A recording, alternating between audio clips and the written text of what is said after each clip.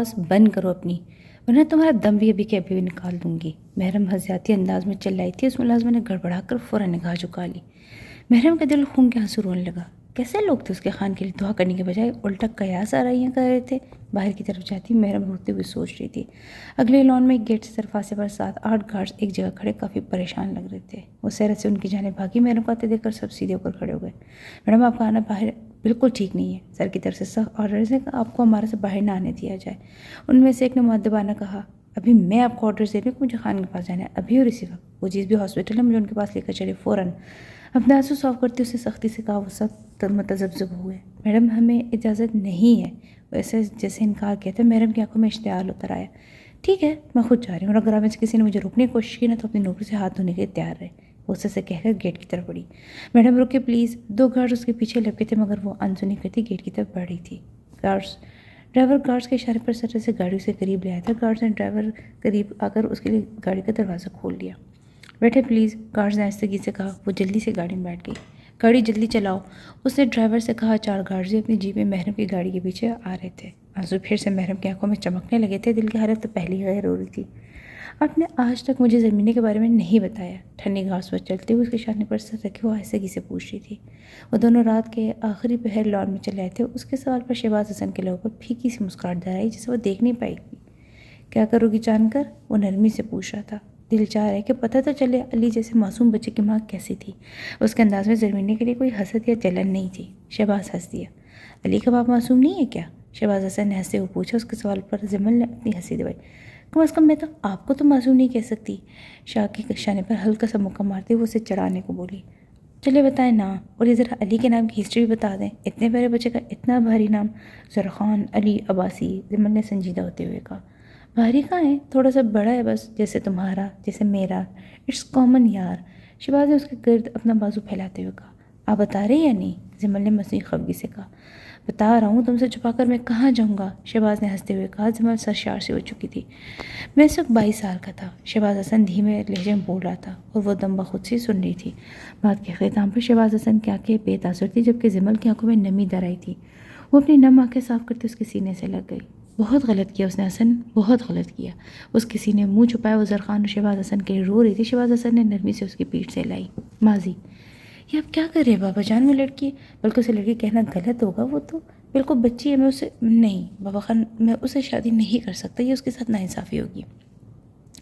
شہباز نے اٹل لہجے میں کہا۔ رحیم عباسی نے اس انکار پر سر جھٹکا۔ ہم تمہارے بودھ دلائل سے متفق نہیں ہیں شہباز۔ ہم زرمینی کے باپ سے وعدہ کر کے آئیں گے، اسے اپنی بہو بنائیں گے، تو اس لڑکی سے نکاح کرنا ہوگا۔ ان کا انداز بھی حتمی تھا۔ اب کیوں نہیں سمجھ رہے بابا، وہ ابھی محض 13 سال کی ہے، شہباز حسن نے ضد ہوتے ہوئے کہا تھا۔ تم بھی کوئی بوڑھے نہیں ہو گئے۔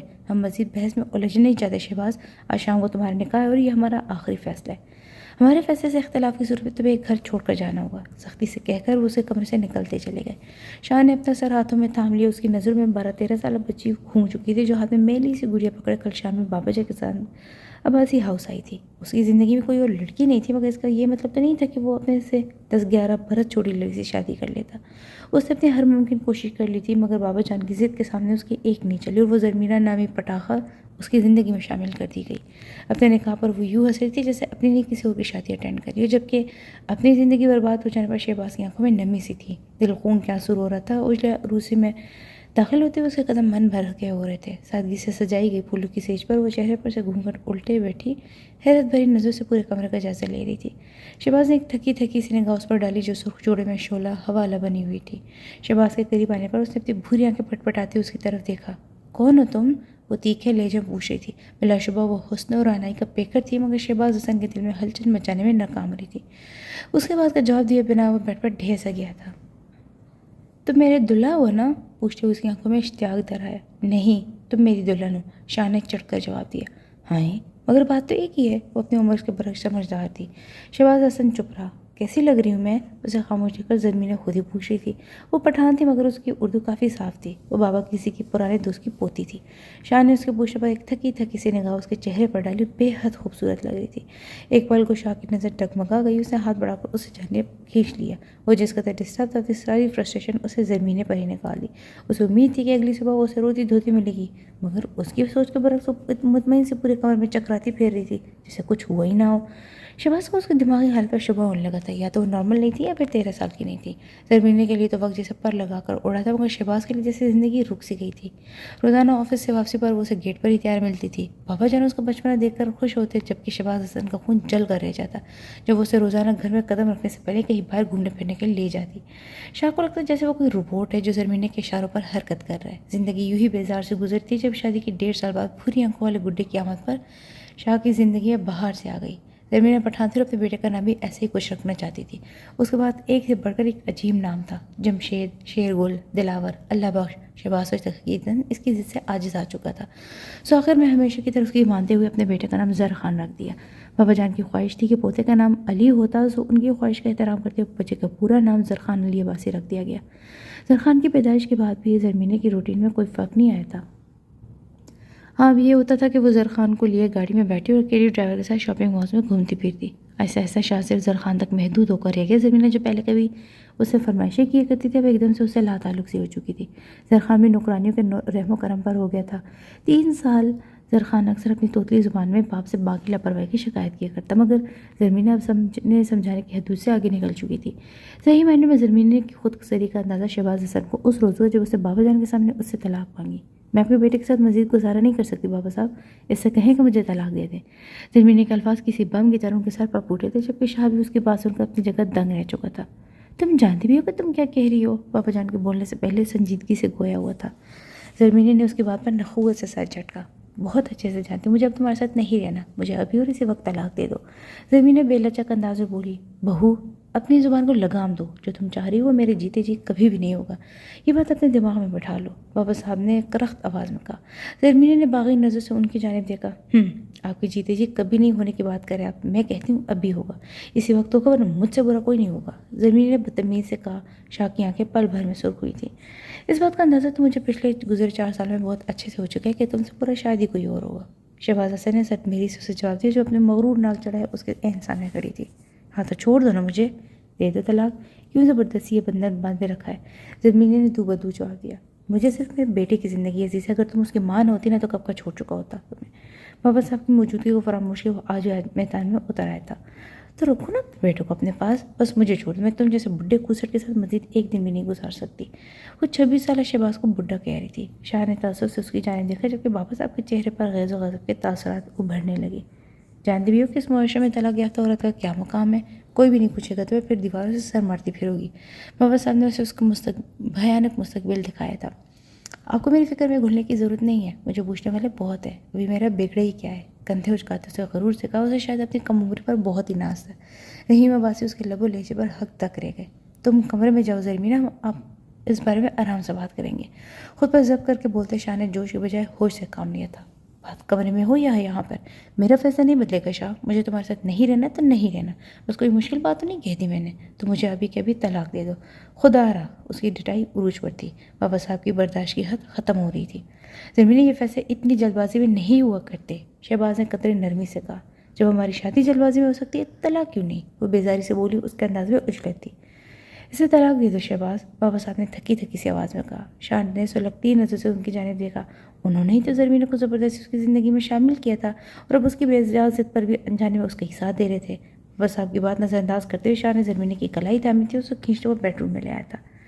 کیا تکلیف ہے تمہارے ساتھ؟ کیوں نہیں رہنا چاہتی تم میرے ساتھ؟ کس چیز کی کمی ہے تمہیں یہاں؟ روپیہ، پیسہ، آرام و سکون، عزت، سب کچھ تو دیا میں نے تمہیں، پھر کیا مسئلہ ہے؟ اسے بیڈ پر دیکھتے درشتگی سے پوچھا تھا۔ پیار، محبت، یہ مسئلہ ہے میرا۔ تم نے مجھے کبھی محبت نہیں کی شہباز، کبھی نہیں کی۔ مجھے محبت چاہیے اور وہ مجھے اب مل رہی ہے، اس سے بہتر ہے کہ تم میرے راستے سے ہٹ جاؤ۔ زرمینہ نے کاٹدار لہجے میں کہا۔ اس کی بات سن کر شاہ ایک پل کو سناٹے میں آ گیا، پھر اگلے ہی پل اسے زرمینہ کا بازو سختی سے دبوچتے اسے اپنے قریب کیا۔ کیا کہا تم نے؟ تمہیں محبت مل رہی ہے، میں تمہارے راستے سے ہٹ جاؤں؟ ہم دونوں کا راستہ تو ایک ہی ہے زرمینہ، تم میری بیوی ہو۔ ضبط کی آخری حدود پر کھڑا وہ پاگل ہو رہا تھا۔ بیوی؟ اس بیوی کو کبھی آنکھ بھر کے دیکھا بھی ہے تم نے؟ کتنی تو پیاری ہو، کم عمر ہو، مگر تم ایک روبوٹ بے حس انسان ہو۔ کبھی میری خوبصورت، میری دلکشی تمہیں متوجہ نہیں کر سکی، کبھی تمہارے منہ سے تعریف کے 2 بول سننے کو نہیں ملے مجھے۔ تمہیں کیوں رہوں تمہارے ساتھ؟ ویسے بھی تم مزید 2-3 سال میں بوڑھے ہو جاؤ گے، اور کیا پتہ 5-6 سال بعد تم مر بھی جاؤ۔ میں تو ابھی جوان ہوں، میرا تمہارا کوئی جوڑ نہیں شاہ، میرا بھی بگڑا ہی کیا ہے، مجھے سراہنے والے بہت ہیں۔ بس تم مجھے طلاق دے دو، زرمینی نے بے دردی سے کہا۔ اس کے انداز میں کوئی لچک نہیں تھی، اسے اس بات کی کوئی پرواہ نہیں تھی کہ اس کی باتیں کس طرح سے شہباز حسن کو تکلیف پہنچا رہی تھی، اسے تو بس آزادی چاہیے تھی۔ تو یعنی تمہیں سرانے والا مل چکا ہے؟ شہباز حسن کی دھیمی آواز میں اللہ اور دہک رہے تھے، آنکھیں سرخ انگارہ ہو رہی تھی۔ زرمینی نے سکون سے سر بعد میں ہلا دیا تھا۔ اور علی، اس کا کیا؟ شہباز حسن نے جیسے آخری حرب آزمایا تھا۔ وہ زرمینی کے اس فیصلے کو قبول نہیں کر پاتا، بھلے اسے اس لڑکی سے محبت نہیں تھی مگر اس کے بیٹے کی ماں تھی، اسے زرخان کی پرواہ تھی، وہ بھلا زرمینی کے بغیر کیسے رہ پاتا؟ شاہ کے سوال پر زمینی ایک پل کو خاموش ہو گئی۔ میں اسے ملنے آیا کروں گی، زاوار بہت اچھا ہے، وہ مجھے زرخان سے ملنے سے کبھی نہیں روکے گا۔ زمینی نے شاہ کے زخمی وجود پر ایک آخری کوڑا مارا تھا، تو یعنی وہ کسی اور مرد کے ساتھ انوالو ہو چکی تھی۔ شہباز حسن کی برداشت ختم ہو چکی تھی، اس نے بنا روکے ایک ہی سانس میں زمینوں کو طلاق دے لی تھی۔ جس طرح وہ آنن فانن اس کی زندگی میں آئی تھی، اس طرح نکل بھی گئی۔ وہ رات زمینی نے بڑی مشکل سے عباسی ہاؤس میں گزاری تھی۔ صبح ہوتی ہوئے اپنا بیگ پیک کر کے وہاں سے چلی گئی تھی۔ روتا بلکتا زرخان اس کے قدموں سے لپٹتا رہا، مگر نہ اسے رکنا تھا نہ ہی وہ رکی تھی۔ زرخان کسی صورت ملازمہ اسے نہ سنبھلتا تھا، کئی ماہ تک بیمار بھی رہا، مگر زرمینہ اپنی نئی زندگی میں ایسی مگن ہوئی کہ پھر کبھی واپس عباسی ہاؤس نہ آئی۔ ہاں البتہ زرخان اکثر ڈرائیور کے ساتھ جا کر زرمینہ سے ملا تھا، جو اپنا کم عمر شوہر زوار احمد، جو کہ ایک ٹیکسی ڈرائیور تھا، کے ساتھ بے حد خوش تھی۔ شہباز حسن بالکل چپ ہو کر رہ گیا تھا۔ بابا صاحب بھی خود کو شہباز کی بربادی کا ذمہ دار سمجھتے ہر پل بے چین رہنے لگتے تھے۔ پھر ایک دن اسی غم میں بڑی خاموشی سے شاہ اور زرخان کو ہمیشہ کے لیے چھوڑ کر چلے گئے۔ ان کے وفات کے بعد وہ مزید بکھرتا چلا گیا۔ زرمینی کی بے وفائی نے اس کے دل کو ایسا بنجر کی کہ پھر وہ کبھی کسی اور کی طرف متوجہ نہیں ہو پایا تھا۔ زرخان باقاعدگی سے ہر ماہ زرمینی سے ملنے جایا کرتا تھا۔ وقت بیتتے بیتتے مزید 5 سال کا عرصہ گزر گیا۔ جب ایک دن زرمینی سے ملنے گیا، زرخان روتا ہوا واپس آیا تھا۔ شہباز جب آفس سے واپس آیا تو اسے زرخان کے اپنے روم میں بند ہو کر رونے کی بابت پتہ چلا تھا۔ وہ اپنی تھکن ٹینشن بلائے سیدھا اس کے کمرے میں گیا تھا، جہاں وہ بیڈ پر بیٹھا رو رہا تھا۔ باپ کو آتے دیکھ کر بھاگ کر اس کی کمر سے لپٹ گیا۔ ڈیڈو موم از نو مور، بلک بلک کر روتے وہ اسے اپنی باریک آواز میں بتا رہا تھا۔ اس کے بعد سن کر شہباز حسن ایک پل کو سناٹے میں آ چکا تھا۔ زرخان کو بمشکل چپ کروا کر سلانے کے بعد اپنے روم میں آیا تھا، اور پھر اپنے اثر و رسوخ کے سماعت سے اگلے 20 منٹ میں پتہ لگا چکا تھا کہ زرخان ٹھیک کہہ رہا ہے۔ زرمینی اور زوار ایک روک ایکسیڈنٹ پہ اپنی جان سے ہاتھ دھو بیٹھے تھے۔ شہباز تکلیف زدہ سب بیڈ پر بیٹھتا چلا گیا۔ وہ لڑکی جس نے اسے کبھی چاہا بھی نہیں تھا، مگر اس کے چلے جانے کے بعد اسے پل پل یہ احساس ہوا تھا کہ ہاں، وہ زرمینی اس کے بیٹے کی ماں تھی، اس کی محبت نہ صحیح اس کی بیوی تھی۔ وہ جسے اپنی کم عمری اپنے حسن پر بڑا ناز تھا، وہ آج مر گئی تھی۔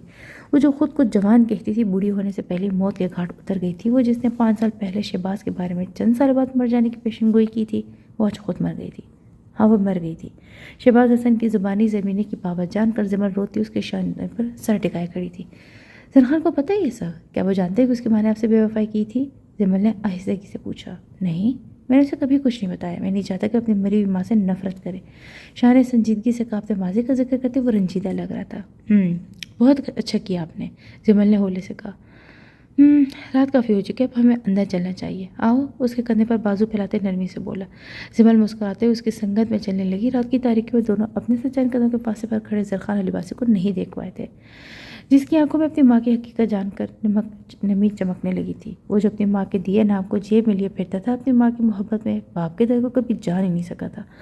اپنی ماں سے محبت تو اسے آج بھی تھی، مگر دل میں موجود عزت بھی ختم ہو چکی تھی۔ آج سے پہلے وہ روہیل کے بتائے گئے پلان پر عمل کرنے میں ہچکچاہٹ کا شکار تھا، مگر آج وہ پختہ فیصلہ کر چکا تھا۔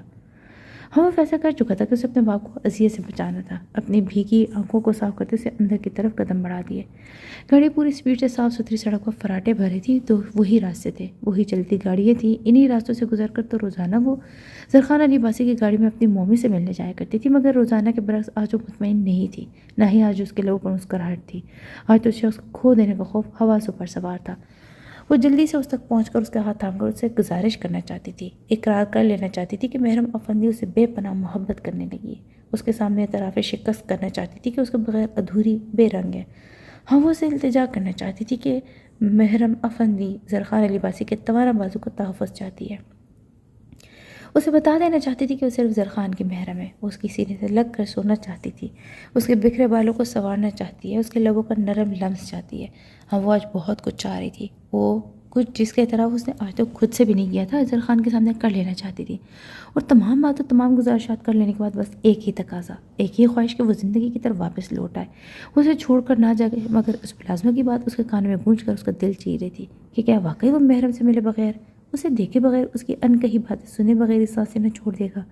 سوچ سوچ کر محرم کی سانسیں سینے میں اٹک رہی تھی۔ جانے کتنے آنسو تھے جو اس کے آنسو سے بہے چلے جا رہے تھے۔ سفر تمام ہوا تھا، گاڑی اب ہاسپٹل کا گیٹ کراس کر رہی تھی۔ محرم کی دھڑکنیں مدھم پڑنے لگی، ہاتھوں کی لرزش میں اضافہ ہو رہا تھا۔ وہ جو پچھلے 40 منٹ سے اسے دیکھنے کو تڑپ رہی تھی، اب جیسے کہیں دور بھاگ جانا چاہتی تھی، بہت دور، جہاں اسے کسی تلخ حقیقت کا سامنا نہ کرنا پڑے۔ ڈرائیور نے گاڑی پارک کر کے اس طرف کا دروازہ کھولا تھا۔ محرم کی ٹانگیں بے جان ہونے لگی، اپنے ڈوبتے دل کو سنبھالتے ہوئے سفید روش پر قدم رکھ رہے تھے۔ گارڈز کی میت میں چلتے ہوئے اپنے حواس گم ہوتے محسوس کرتی۔ کون سے ہاسپٹل میں ایڈمٹ ہے بخش؟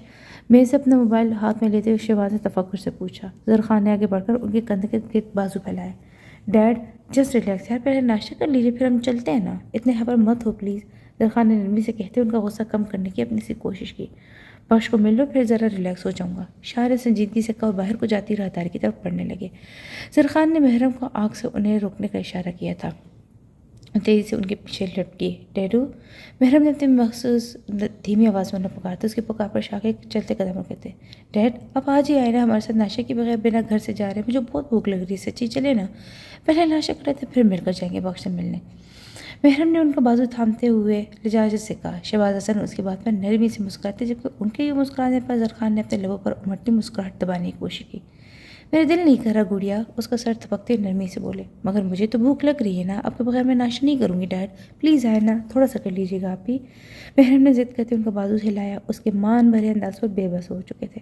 اچھا چلو آ جاؤ، اس کے سر پر ہاتھ رکھتے ہوئے نرمی سے مسکرائے تھے۔ محرم نے دانت نکالتے ظہر خان کی طرف داد طلب نظر سے دیکھا۔ ظہر خان کو بے ساختہ اس پر پیار آیا تھا۔ وہ تینوں چلتے ہوئے ڈائننگ ٹیبل پر آ گئے۔ ناشتہ کرنے کے دوران محرم اپنی بچکانہ حرکتوں سے بار بار شاہ کو مسکرانے پر مجبور کر رہی تھی، جبکہ ظہر خان تو آج اس کے انداز دیکھ کر حیران ہوتا، جو شہباز حسن کے ساتھ یوں بول رہی تھی جیسے بچپن سے ہی ان کے ساتھ رہتی آ رہی ہو۔ آخر کب تک یوں گھلتی رہوگی سمل، خود کو سنبھالو میری بچی، ندا کو اس وقت ہماری ضرورت ہے، اگر تم ہی ہوشیار دو گی تو مجھ بوڑھی جان کو کون سنبھالے گا؟ سلمیٰ جہاں نے اس کی ٹھوڑی کو پچکارتے نرمی سے کہا۔ ان کی بوڑھی نم آنکھوں میں تھکن سی تھی۔ زمل نے پتھر ہوتی آنکھوں سے ان کی جانب دیکھا۔ امی بڑی تو میں ہوں نا، پہلے تو مجھے مر جانا چاہیے تھا، وہ کیوں مر گیا؟ وہ کھوئی کھوئی سی ان سے پوچھ رہی تھی، اس کی سبز آنکھیں بنجر ہو گئی تھی۔ زمل میری جان، تم کیوں بار بار ایسی بات کر کے میرے دل چیرتی ہو؟ وہ اتنی زندگی لے کر آیا تھا، چلا گیا واپس اپنے اصل کی طرف، تم اب بس کر دو، تھوڑا رو لو، تھوڑا سا تو رو لو، تمہارا دل ہلکا ہو جائے گا۔ سلمیٰ جہاں نے روتے اس کا کندھا ہلایا تھا۔ زمل نے چونک کر ان کی جانب دیکھا۔ کیسی باتیں کری آپ امی، وہ مرا کب ہے؟ وہ تو شہید ہوا ہے، میرا بھائی شہید ہوا ہے امی، اور شہدا کے مرنے پر رویا نہیں کرتے ہیں، میں نہیں روں گی، نفی میں سر ہلاتے ہوئے زمل نے سختی سے کہا۔ سلمیٰ جہاں کا دل کٹنے لگا، انہوں نے افسردگی سے اس کی جانب دیکھا، جس کی سبز آنکھوں کے گرد محض 15 دنوں میں سیاہ ہلکے پڑ چکے تھے۔ جس طرح وہ روتی بلکتی واپس آئی تھی، اسے اگلی صبح ہی اون کی شہادت کی خبر ان تک پہنچی تھی، اور پھر اسی شام اس کی ڈیڈ باڈی بھی انہیں مل چکی تھی۔ ایک پہاڑ تھا جو ان کے سر پر ٹوٹ پڑا تھا۔ ایک قیامت کا سا سما تھا جب ندا نے تڑپ تڑپ کر اون کو پکارا تھا۔ اس کے مردہ ہاتھوں پر سر رکھ کر بلک بلک کر روتی سب کا دل ہلا چکی تھی۔ سلمیٰ جہاں نے جانے کس ضبط سے اپنے ناتواں کندھوں پر یہ غم برداشت کیا تھا، مگر ایک زمل تھی جس کی آنکھ سے ایک اشک نہیں ٹپکا تھا۔ وہ ان کی میت کے پاس چپ چاپ بیٹھی اس کا چہرہ دیکھتی رہی تھی۔ وہ اس سب میں سے دور ہو کر منو مٹی تلے جا سویا تھا، اور یہاں زمل پتھر ہو گئی تھی، اور آج ان کو اس دنیا سے پورے 14 دن ہو چکے تھے، مگر زمل آنکھوں کی سطح گیلی نہیں ہوئی تھی۔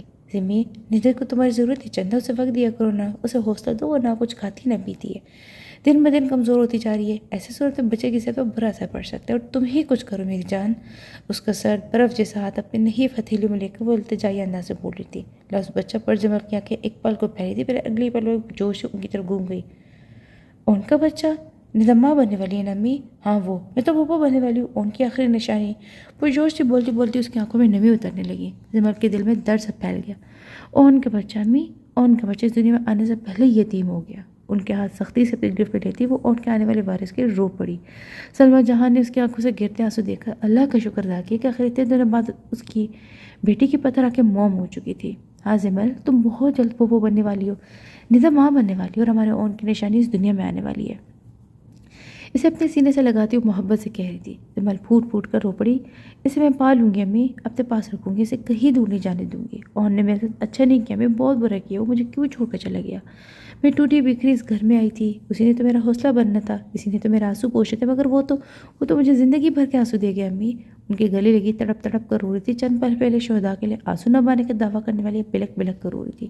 برآمدے میں پلر سے ٹیک لگائے کھڑی ندا نے آنسو بھری آنکھوں سے روتی ہوئی زمل کو دیکھا۔ دھیرے دھیرے چلتی اس تخت کے پاس آئی جس پر جمل ٹانگیں لٹکائے بیٹھی تھی۔ سلمیٰ جہاں کے پاس پڑا مورا کھینچ کر آہستگی سے اس پر بیٹھ گئی۔ جمل نے وہاں بیٹھی ندا کے زرد چہرے کو دیکھا، اس کی ویران آنکھوں میں آنسو تھے۔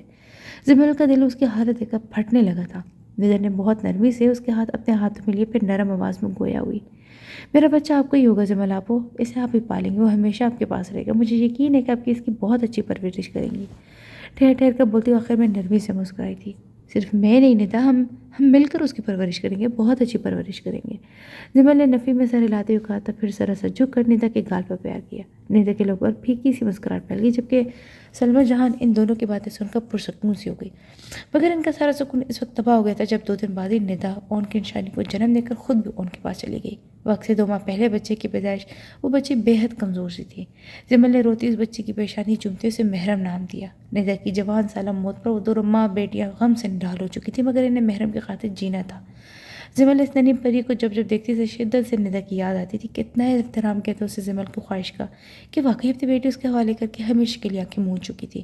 کس قدر محبت تھی اسے اون سے کہ اون کے بعد وہ خود بھی ایک ماں کے اندر اندر زندگی کے بوجھ سے خود کو آزاد کر گئی تھی۔ کتنی حسرت تھی اسے کہ اون اسے ہزار محبت کرتا، مگر وہی حسرت دل میں ہی لیے مر چکی تھی۔ جمل کی آنکھوں کی سطح اون اور ندا کو یاد کر کے سوکھتی ہی نہیں تھی۔ گزرے 20 دنوں میں کتنا کچھ بیت چکا تھا اس پر، کتنی بدل چکی تھی زندگی۔ سوئی ہوئی محرم کے نرم نرم گالوں کو چھوتے ہوئے آج شہباز حسن عباسی کو یاد کر رہی تھی۔ وہ جو عباسی اسے نکلتے وقت سوچ رہی تھی کہ شہباز حسن کو دیکھے بنا ایک دن بھی نہ رہ پائے گی۔ آج اسے شہباز حسن کو دیکھے بنا پورے 20 دن گزر چکے تھے، مگر اس کی سانسیں چل رہی تھی۔ دل اپنی معمول کی رفتار سے دھڑک رہا تھا، ہاں، مگر وہ روانگی کہاں تھی؟ دل کو دھڑکنے کے لیے کی جواز کافی تھا کہ اس کی سانسوں میں اترتی ہوا میں شہباز حسن عباسی کی سانسیں بھی شامل ہیں۔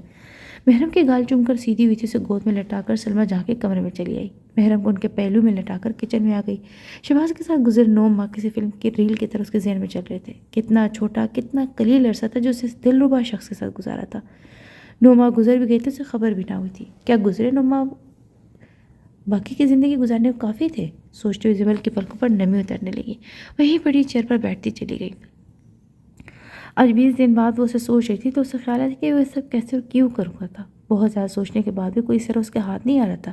تبھی باہر دروازے پر دستک ہوئی تھی۔ جمال کا دل تیزی سے دھڑکا، کیا وہ شخص آ گیا تھا؟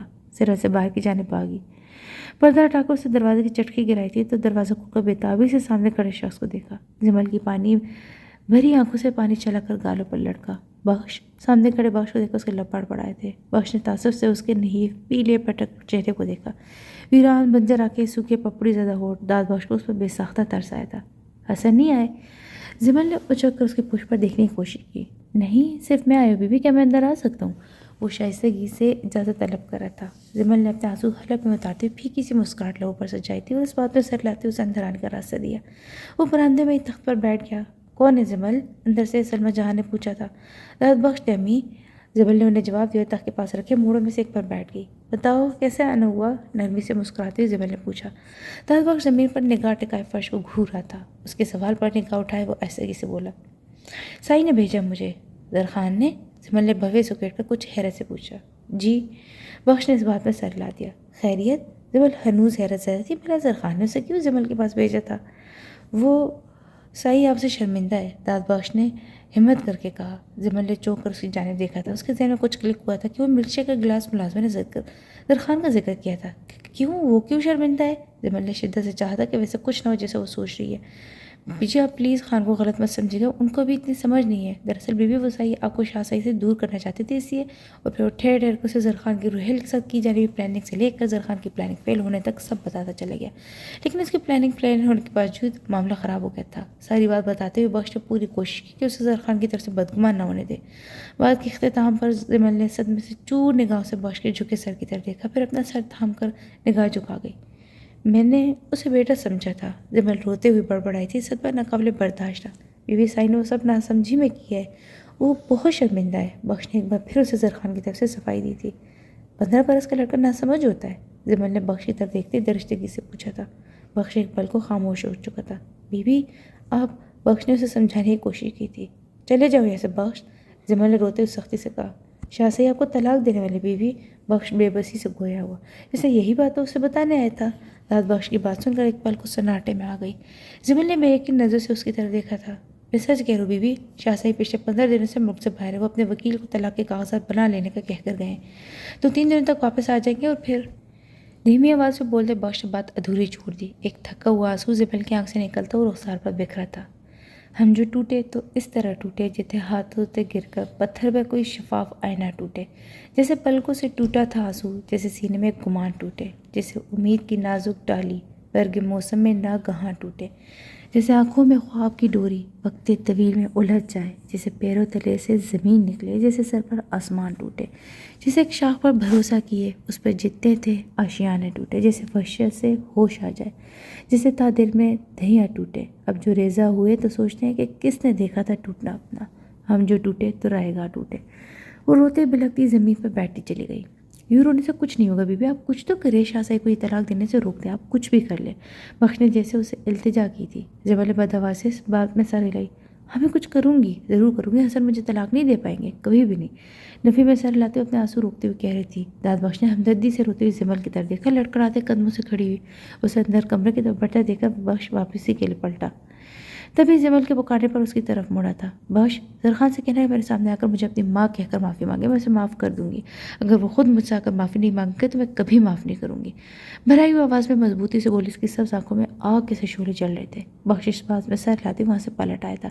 اسے لگا تھا کہ زبل فاطمہ نے زرخان کو معاف کرنے کی بے حد چھوٹی سی شرط رکھی ہے، مگر وقت نے اس پر ثابت کر دیا تھا کہ شرط پوری کرنا اتنا آسان نہیں تھا۔ شہباز حسن کے ملک واپس آنے سے پہلے اپنی ماں اور بھتیجی کو لے کر وہاں گھر، محلہ، علاقہ یا شاید شہر ہی چھوڑ گئی تھی۔ تم دونوں مجھے اب بھی کچھ کیوں بتا رہے ہو بیٹے؟ شادی تو کر ہی چکے ہو، جب 4 یا 5 سال ہو جائے تب بس ڈائریکٹ ملوانے لے آنا مجھ سے کہ لے بھائی آپ کی یہ پوتے پوتیاں ہیں۔ داد بخش کے نکاح کی خبر سن کر مستوی برہمی سے داد بخش سے مخاطب ہوئے تھے۔ ان کے انداز پر زرخان بے ساختہ مسکرایا تھا، جبکہ نگاہ جھکا کے خاموش کھڑی محرم اور عریشہ نے بھی اپنی ہنسی کا گلا گھونٹا تھا۔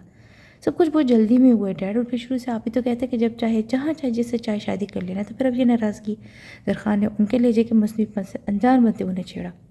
بیٹا ناراض تو میں بالکل نہیں ہوں، بلکہ تم دونوں کی بیوی بالکل پریوں جیسی پیاری اور معصوم ہے، مگر یہ جو اتنی جلد بازی مچائی ہے نا تم دونوں نے، مجھے اب بھی کیوں کچھ بتا رہے ہو؟ شادی تو کر ہی چکے ہو، جب 4-5 سال بچے ہو جائیں تب بس ڈائریکٹ ملوانے کے لے آنا۔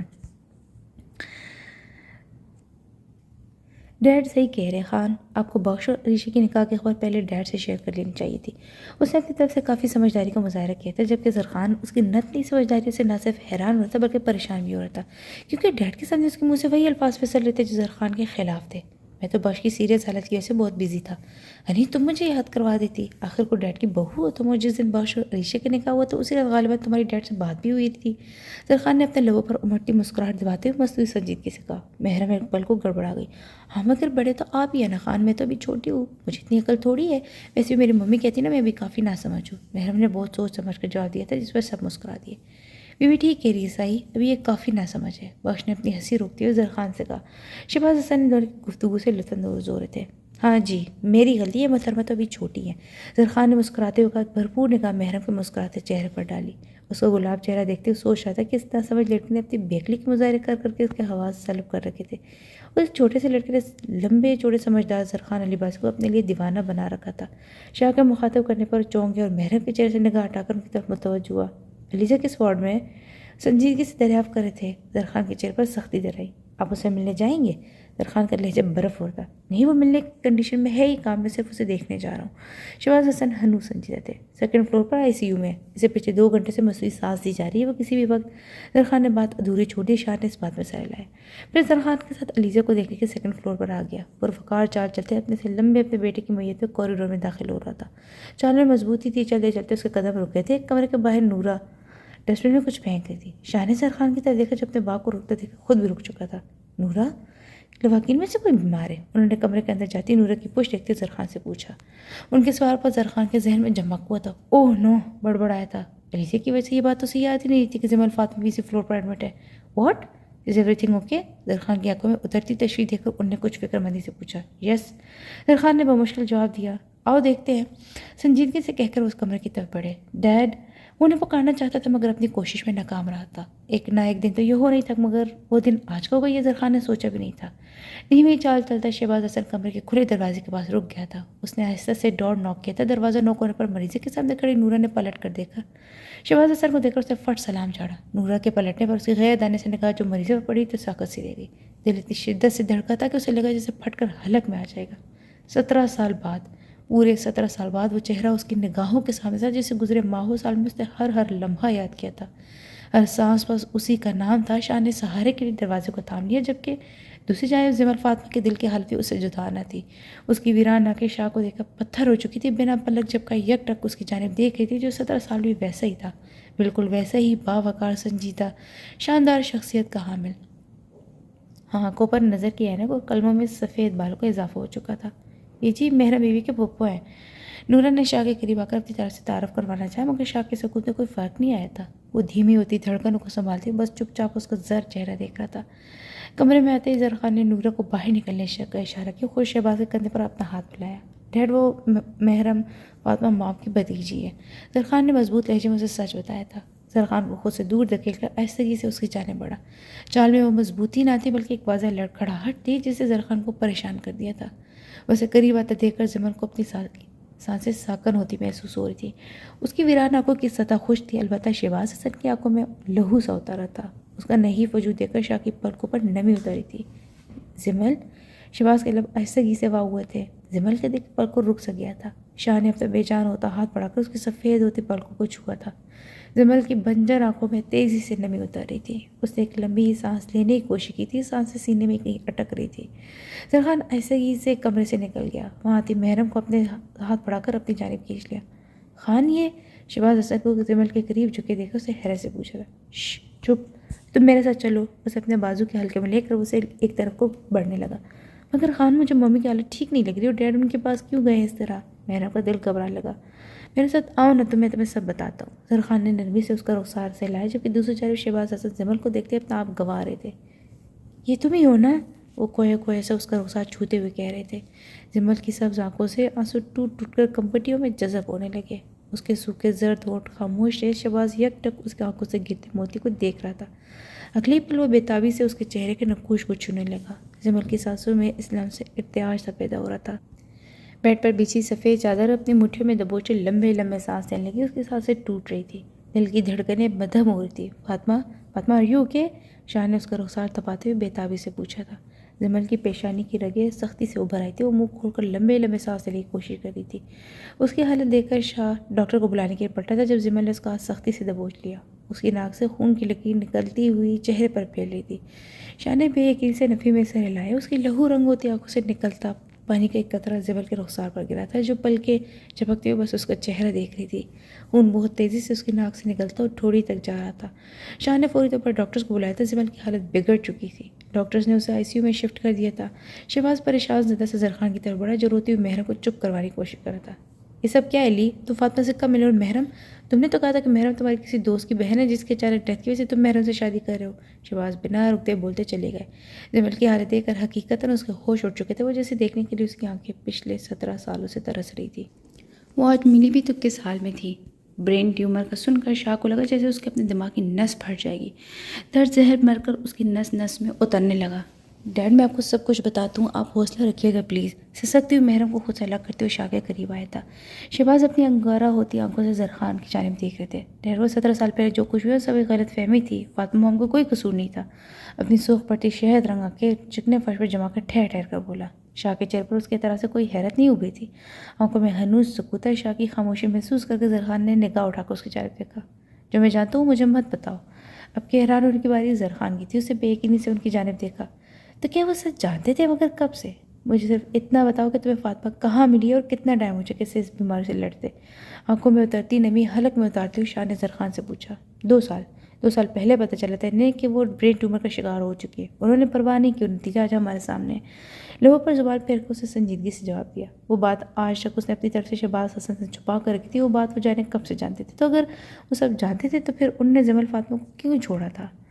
ڈیورس کے پیپرز ریڈی ہو چکے سر. میرے سیکریٹری نے آپ کی وائف سے کانٹیکٹ کرنے کی کوشش کی پر پتہ چلا کہ پچھلے ایک ہفتے سے غائب ہیں. آس پاس کے محلے داروں نے بھی کچھ پوچھ گچھ کی مگر کسی کو کچھ خبر نہیں. اب ان کی غیر موجودگی میں تو طلاق ممکن نہیں ہے.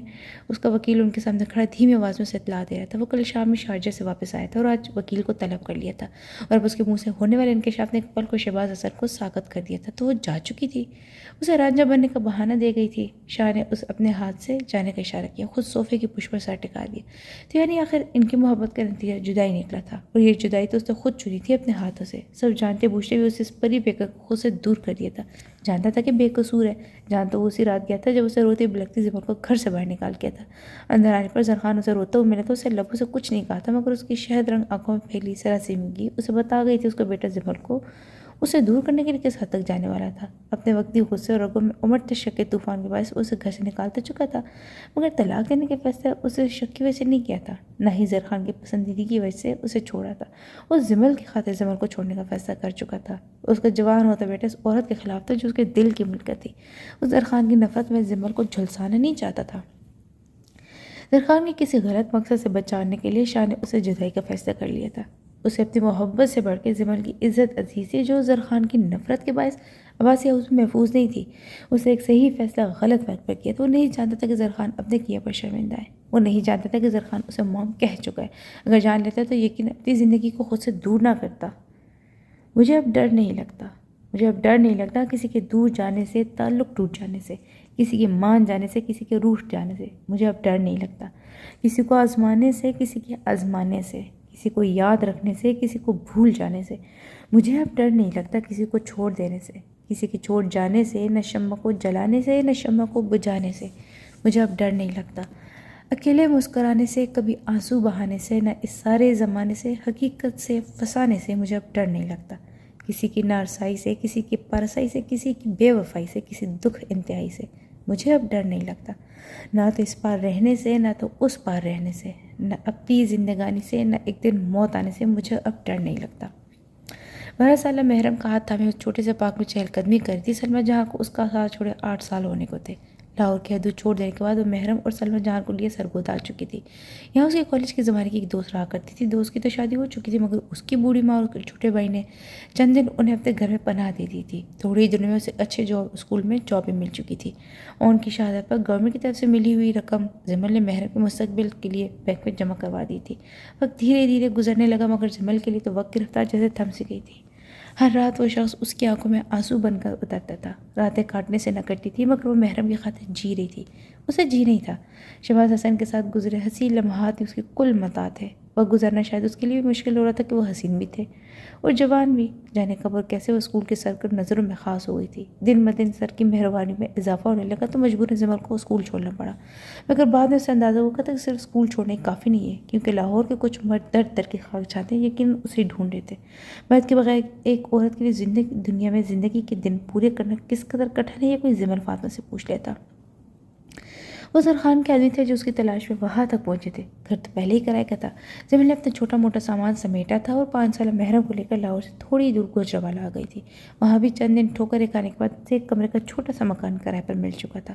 7 سال اس نے ہر طرح کی تکلیفیں تلخ حقیقتیں جھیلنے کے بعد کاٹ ہی لیے تھے مگر اب جبکہ محرم 12 سال کی ہو چکی تھی تو آج پھر زرخان اس تک پہنچنے میں کامیاب ہونے والا تھا.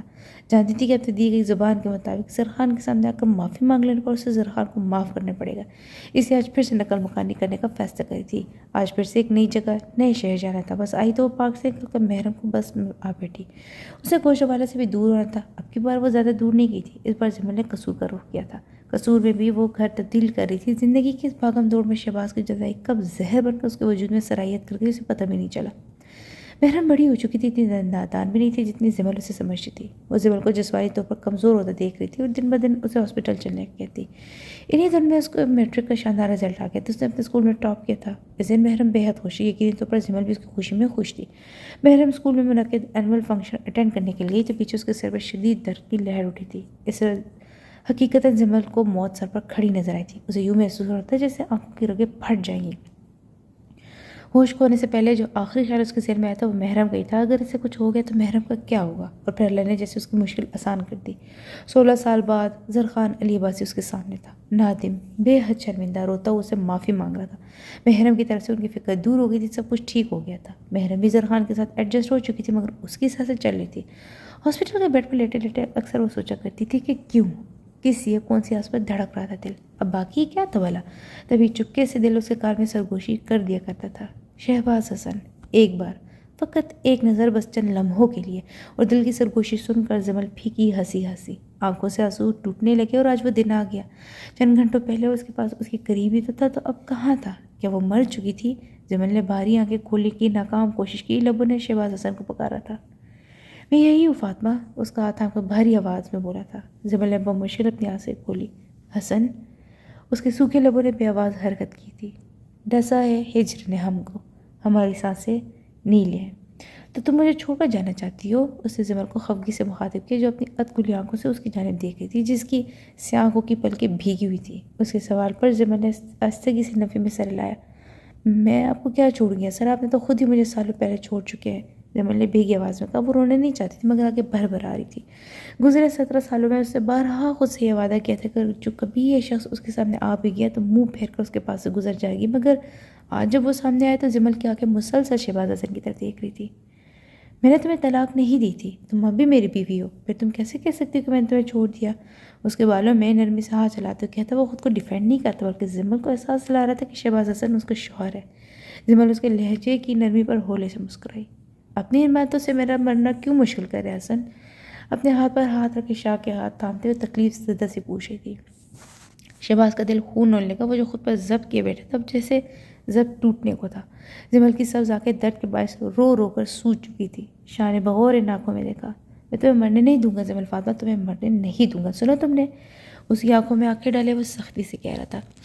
انداز میں یقین سا تھا. اس کی بات سن کر جمل کے لبوں پر مسکراہٹ پھیل گئی. سبز آنکھوں میں درد ہلکورے لے رہا تھا. کیسی باتیں کر رہے حسن، اب تو چند سانسوں کا کھیل باقی ہے.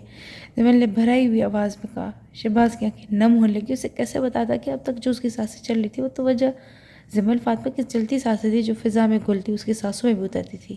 نہیں جمل، پلیز ایسا مت کرو، خدا کے لیے میرے ساتھ ایسا مت کرو. اس کا کمزور ہاتھ اپنی آنکھوں سے لگاتے اس سے التجا کر رہا تھا. جمل کے آنسو کی رفتار میں اضافہ ہونے لگا. سر میں درد کی ٹیسیں اٹھنے لگی تھی.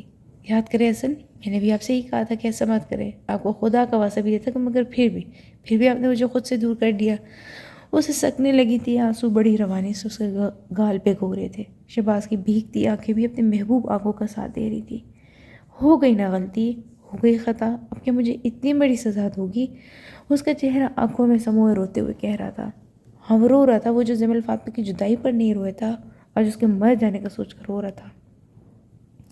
یہ سزا تو آپ نے خود اپنے لیے منتخب کی حسن.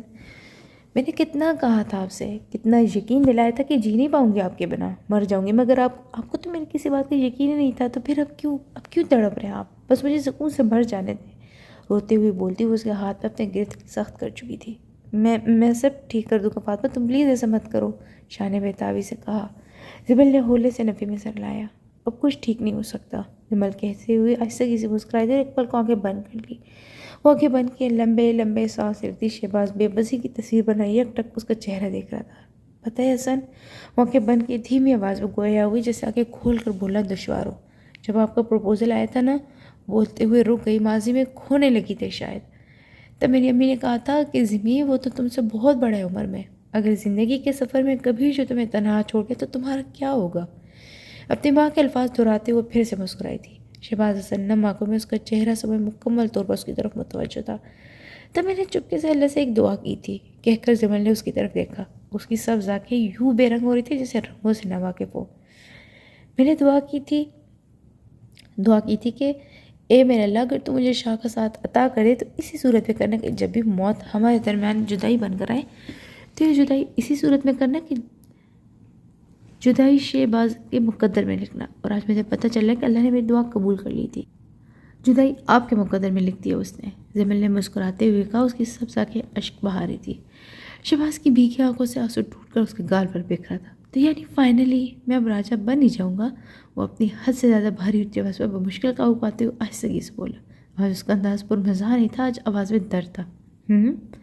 آپ نے ہی تو کہا تھا کہ میں آپ کی ہیرو، اور یہ تو کہانی کے آخر میں مر جاتی ہے حسن، کہتے ہوئے زمل پھر سے رو پڑی۔ اس بار شہباز حسن بچوں کی طرح بلک پڑا تھا، اندر کی گھٹن بھر چکی تھی، روتے ہوئے اسے جھک کر اپنا سر زمل کی پیشانی پر ٹکا لیا۔ اسی لیے منع کیا تھا نا تم نے مجھے، اسی ڈر سے منع کیا تھا نا کہ میں تمہیں ہیر نہ کہوں، پوچھتے ہوئے روتے روتے ہنس پڑا۔ زمل نے ہنستے ہوئے اپنا سر ہاں میں ہلایا، جو ہلانا مشکل اور تھا۔ کوئی گنجائش نکالو نا یار، سیدھے ہوتے ہوئے شہباز اس کے بھیگے گال صاف کرتے ہوئے کہا۔ وہ اس سے گزارش کرتا، حالانکہ جانتا تھا کہ اب گنجائش نکلنے کوئی راستہ باقی نہیں ہے۔ اس کے پاس چند سانسیں ہی تھی جن کے ذریعے وہ شہباز کی سانسیں خود میں اتار رہی تھی۔ آپ نے نکالی تھی گنجائش؟ زمل نے اس کی آنکھوں میں آنکھیں ڈالتے ہوئے کہا۔ شاہ نے اپنی سوکھ پڑتی آنکھوں سے اس کی آنکھوں میں پھیلا درد دیکھا۔ سچ جانتی ہو نا تم؟ اس کے رخسار کو نمی سے چھوتے ہوئے وہ کہہ رہا تھا۔ آپ سے سننا چاہتی ہوں حسن۔ اس کا گریبان پکڑتے پھر سے رونے لگی، جدائی کا درد ہی ایسا تھا۔ کیا سننا چاہتی ہو؟ شاہ کی آنکھیں پھر سے دھندلی ہونے لگی۔ یہی کہ آپ اپنے بیٹے کی نفرت سے ڈر گئے تھے آپ کی؟ کیا ہماری محبت اتنی کمزور تھی حسن، اتنی کم آئی تھی کہ زرخان کی نفرت کی آگ میں جھلس گئی؟ اس کا گریبان پکڑے وہ اسے جھنجھوڑ رہی تھی، لمبے لمبے سانس لیتی وہ اس کے سینے سے سر ٹکا گئی، جیسے لمبی مسافت کے بعد تھک سی گئی تھی۔ تو یعنی سچ سے تو وہ بھی واقف تھی؟ کیسی بے بسی تھی کہ دونوں ہی حقیقتوں کے مارے ہوئے تھے۔ زرخان کی جس نفرت سے خوفزدہ ہو کر سے زمل کو خود سے دور کیا تھا، وہ نفرت اسی رات ختم ہو چکی تھی جب زمل عباسی ہاؤس سے نکال دی گئی تھی۔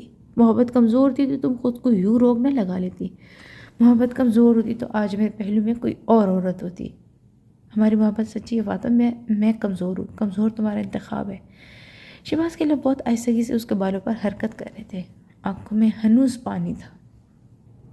دفتر شاہ کا دل ایک پل کو ڈوب سے گیا، اندر کہیں سناٹا ہوتا تھا، اسے اپنی گردن پر زمل کی سانسوں کی گرمائش محسوس نہیں ہو رہی تھی۔ شاہ نے ذرا سے سیدھا ہوتے اس کی جانب دیکھا، جس کی سبز آنکھوں کی چمک مان پڑ چکی تھی، کھلی آنکھوں میں بینائی ختم ہو چکی تھی، ناک اور منہ سے نکلتا خون۔ شہباز حسن دنگ رہ گیا، ایسے جیسے کوئی انہونی ہو گئی ہو۔ زمل فاطمہ کا وجود شہباز حسن کی پناہوں میں دم توڑ گیا تھا، اس کے جسم سے روح پرواز کر چکی تھی۔ نہیں تو میرے ساتھ ایسا نہیں کر سکتی زمل فاطمہ، زمل نہیں، پلیز نہیں زمل، ڈاکٹر اسے سینے سے لگاتے ہوئے روتے ہوئے چلا رہا تھا۔ اس کی زندگی اس کی باہوں میں دم توڑ چکی تھی اور اسے پتہ بھی نہیں چلا کس چالاکی سے وہ اس کے قریب آئی تھی، اس کے سینے میں منہ چھپا کر کتنے سکون سے جان دے دی تھی۔ شہباز حسن بچوں کی طرح رو رہا تھا، بلک رہا تھا، مگر وہ تو جا چکی تھی، وہ مر چکی تھی۔ شہباز حسن کی جدائی اسے مار گئی تھی۔ خان، میرا دل بہت گھبرا رہا ہے، مجھے مومی کے پاس جانے دے پلیز۔ روتی ہوئی محرم نے اسے التجا کی تھی، جو اسے بازو سے پکڑے زمل فاطمہ کے پاس جانے سے روکے ہوئے تھا۔ زمل کو معجزاتی طور پر 3 گھنٹے بعد ہی ہوش آ چکا تھا، وگرنہ ڈاکٹرز کی طرف سے پوری امید نہیں تھے۔ اس نے آنکھ کھولتے شہباز حسن کو پکارا تھا۔ شہباز کو ICU میں جاتے دیکھا محرم بھی زمل سے ملنے کے لیے مچلنے لگی تھی۔ زرخان نے اسے بڑی مشکل سے روک رکھا تھا، جو پچھلے 3 گھنٹوں میں رو رو کر اپنی خوبصورت آنکھیں سجا چکی تھی۔ وہ ٹھیک ہو جائیں گی، تم فکر مت کرو، ڈاکٹر سے بات ہوئی ہے میری، فاطمہ ماما اب ٹھیک ہے۔ زرخان نے بڑے ضبط سے جھوٹ بولا تھا، وگرنہ ڈاکٹر سے کہنا تھا کہ اس کی ناک سے ہونے والی بلیڈنگ کے بعد لمبی بے ہوشی کے بعد موت واقع ہو جانے کا چانس ہوتا ہے، مگر اس سے 3 گھنٹے کے بعد ہی ہوش آ گیا تھا، جس کا مطلب تھا کہ کسی بھی وقت اس کا ٹیومر پھٹ سکتا ہے۔ اگر وہ ٹھیک ہے تو پھر آپ مجھے ان کے پاس جانے کیوں نہیں دے رہے؟ ڈیڈ بھی تو گئے ہیں، ہم بھی چلتے ہیں نا۔ ICU کی طرف دیکھتے ہوئے زرخان کا چہرہ اپنی جانب موڑتے ہوئے کہہ رہی تھی۔ زرخان اس کے ہاتھ کی نرمی اپنے گال پر محسوس کر کے چونک گیا، اسے تفکر سے اس کی روتی ہوئی سوجی آنکھوں کو دیکھا۔ میں نے بتایا نا تمہیں، ڈیڈ فاطمہ مام کے ہسبینڈ ہیں، اتنے سال بعد مل رہے ہیں وہ مام سے، تو کیا تم کباب میں ہڈی بننا چاہتی ہو؟ اس کی بھیگی پلکیں اپنے انگوٹھوں سے صاف کرتے نرمی سے پوچھ رہا تھا۔ محرم نے ایک پل کو نگاہ جھکائی، پھر آہستگی سے نفی میں سر لایا۔ گڈ گرل، تھوڑا سا ویٹ کرو، پھر ہم دونوں ملتے ہیں مام سے۔ زرخان نے آہستگی سے کہتے اس کا سر اپنے شانے پر ٹکا لیے۔ محرم اس کے سینے پر ہاتھ رکھے چپ چاپ اس کے دل کی دھڑکن محسوس کرنے لگی، جس کی رفتار آج قدرے دھیمی تھی۔ شاہ کو زمل کے پاس گئے 15 سے 20 منٹ ہو چکے تھے، ڈاکٹرز بھی ICU سے باہر ہی تھے، جانے کیوں محرم کے دل کی گھبراہٹ بڑھ رہی تھی۔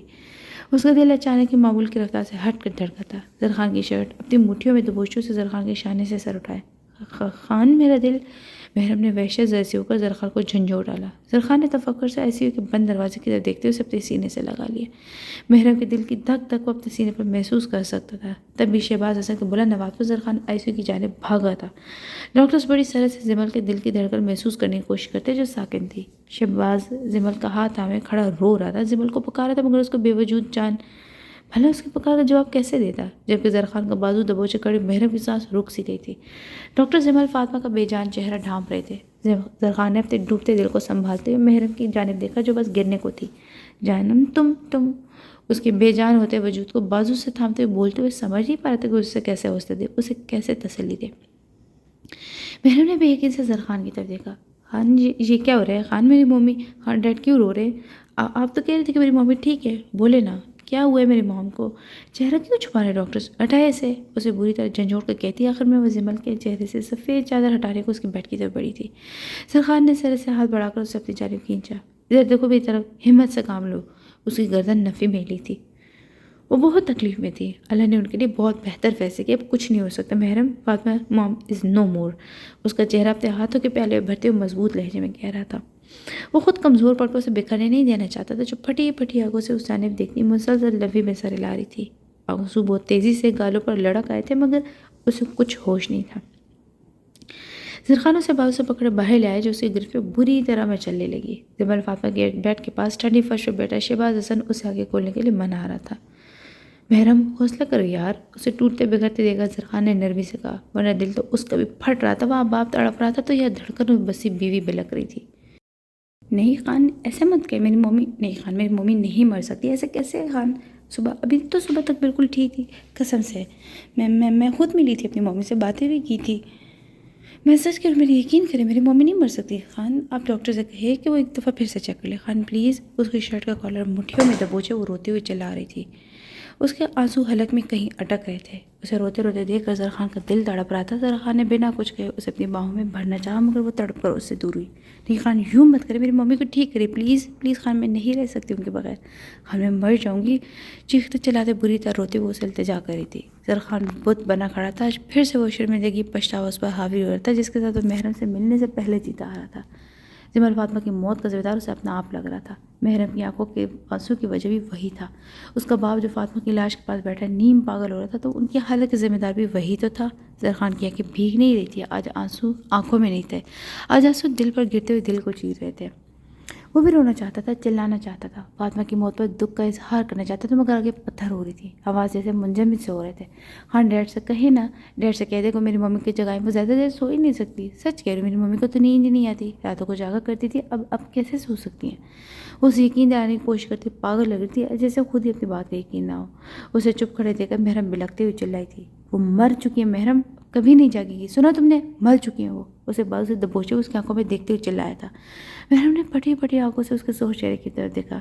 نہیں ہاں محرم مر چکی ہے وہ، زرخان نے اپنی بات دہرائی تھی۔ وہ نفی میں سر ہلاتی زمین پر بیٹھتی چلی گئی۔ زرخان نے بروقت اسے سہارا دیا تھا، وہ اس کے بازو میں جھول گئی۔ محرم، زرخان نے بےتابی سے اس کا گال تھپتھپایا، ہوش و خرش سے بیگانہ ہو چکی تھی۔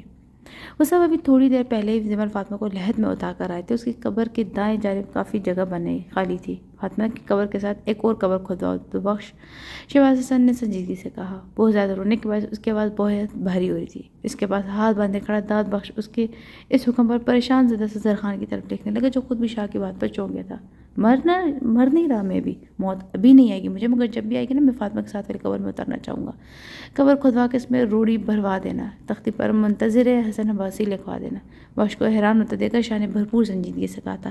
داد بخش نے نہ چاہتے ہوئے بھی اس بات میں سر ہلا دیا تھا۔ جی اچھا کہہ کر اسے زرخان کو ابھی چپ رہنے کا اشارہ کیا۔ زرخان نے اپنے لب بھینچ کر رہ گیا۔ میرا بیٹی کی طبیعت کیسی ہے اب؟ زرخان کی طرف رخ کر کے انہوں نے دھیمی آواز میں کہا۔ وہ سو رہی ہے، فی الحال تو دوائیوں کے زیر اثر ہے، ابھی تک مکمل طور پر ہوش میں نہیں آئی۔ زرخان نے نگاہ جھکا کر آہستگی سے بتایا۔ کوئی ملازم ہے اس کے پاس؟ ان کا لہجہ بتا رہا تھا کہ محرم کے لیے متفق کریں۔ نہیں مگر شاید عریشہ اس کے پاس ہی ہے۔ زرخان نے انہیں مطمئن کرنا چاہا۔ تم اس کے پاس جاؤ، اسے اس وقت تمہاری ضرورت ہے، شہباز حسن نے قدرے سختی سے کہا تھا۔ اس کے پاس بھیجنا چاہتے ہیں یا اپنے پاس میری موجودگی ناگوار گزر رہی ہے آپ کو؟ اپنی بھاری ہوتی آواز پر قابو پاتے زرخان نے خفگی سے پوچھا تھا۔ جب سے خاموش تماشائی بنا کھڑا داد بخش نامحسوس طریقے سے کمرے سے باہر نکل گیا۔ وہ دونوں باپ بیٹے کے درمیان تکلف کی دیوار نہیں بننا چاہتا تھا۔ تمہیں کیا لگتا ہے؟ شہباز نے اپنی انگارہ ہوتی آنکھوں سے اس کی جانب دیکھ کے الٹا اسی سے سوال کیا، جس کے چہرے پر تکلیف کے واضح آثار تھے۔ مجھے تو یہی لگ رہا ہے کہ میری اس وقت یہاں آپ کے پاس موجودگی آپ کو تکلیف پہنچا رہی ہے، زرخان نے دھیمے لہجے میں کہا۔ تو پھر مجھے تکلیف سے بچا لو میرے شیر، انہوں نے جیسے اس کے منہ پر تھپڑ مارا تھا۔ زرخان کی شہد رنگ آنکھوں میں درد ہر کولے لینے لگا۔ وہ آہستگی سے ان کے کمرے سے نکل گیا۔ شہباز حسن عباسی کو اس وقت تنہائی کی ضرورت تھی، یہی سوچ کر وہاں سے نکل آیا تھا، ورنہ ابھی ان کے قدموں میں بیٹھ جاتا انہیں منا لیتا، مگر وہ جانتا نہیں تھا کہ اس سے خفا نہیں ہے، وہ تو خود سے خفا تھے، بے حد خفا، انہیں تنہائی میں خود کو منانا تھا۔ جانے والے نے یہ بھی نہ سوچا محسن جو انہیں دیکھ کر جیتے ہیں وہ کدھر جائیں گے۔ ممی، نہیں ممی، وہ چلاتی اٹھ بیٹھی۔ اس کا پورا وجود پسینے میں شرابور ہو رہا تھا۔ محرم نے گھبرا کر خود پر پڑا کمبل اتارا، ماتھے پر آیا پسینہ صاف کرتے اپنے اطراف میں نگاہ دوڑائی۔ وہ اس وقت اپنے کمرے میں موجود تھی۔ کمرے میں عریشہ کے سوا کوئی نہیں تھا۔ اسے بیڈ سے اترتے دیکھ کر چیئر پر بیٹھی عریشہ سرت سے اس کی جانب بڑھی۔ محرم، آپ کی طبیعت ٹھیک نہیں ہے، آپ بیٹھے، میں زرخان بھائی کو بلاتی ہوں۔ عریشہ نے زبردستی مسکراتے ہوئے کہا۔ میں ٹھیک ہوں عریشہ، ہاں تم خان کو بلاؤ، مجھے ہاسپٹل جانا ہے۔ بہت برا خواب دیکھا، مجھے اپنی ممی سے ملنا ہے۔ اپنی گھٹتی سانسیں بحال کرتے مشکل بول پا رہی تھی۔ اس کا حالت دیکھ کر عریشہ کی آنکھوں میں نمی اترنے لگی۔ تبھی عریشہ کی نگاہ کمرے میں آتے زرخان پر پڑی۔ وہ بے تابی سے محرم کی جانب بڑھا۔ زرخان بھائی، یہ محرم ابھی ہوش میں آئی ہے، زرخان کو دیکھتے عریشہ نے کہا۔ زرخان کے نام پر محرم نے سر سے پلٹ کر عریشہ کی نظر کے تعاقب میں دیکھا اور اپنے قریب آتے زرخان کی طرف بڑھی۔ عریشہ آہستگی سے پیچھے ہٹتی تھی اور جلدی کمرے سے باہر نکل گئی۔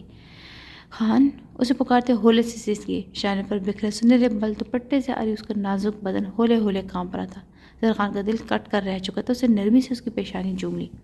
خان، میں نے ممی کے بارے میں نا بہت برا خواب دیکھا، میرا دل بہت گھبرا رہا ہے، چلے نا ہاسپٹل چلتے ہیں، مجھے ممی سے ملنا ہے، چلے پلیز۔ وہ جو تلخ حقیقت ان سب پر بیت چکی تھی اسے خواب سمجھ رہی تھی۔ زرخان کا دل خون ہونے لگا۔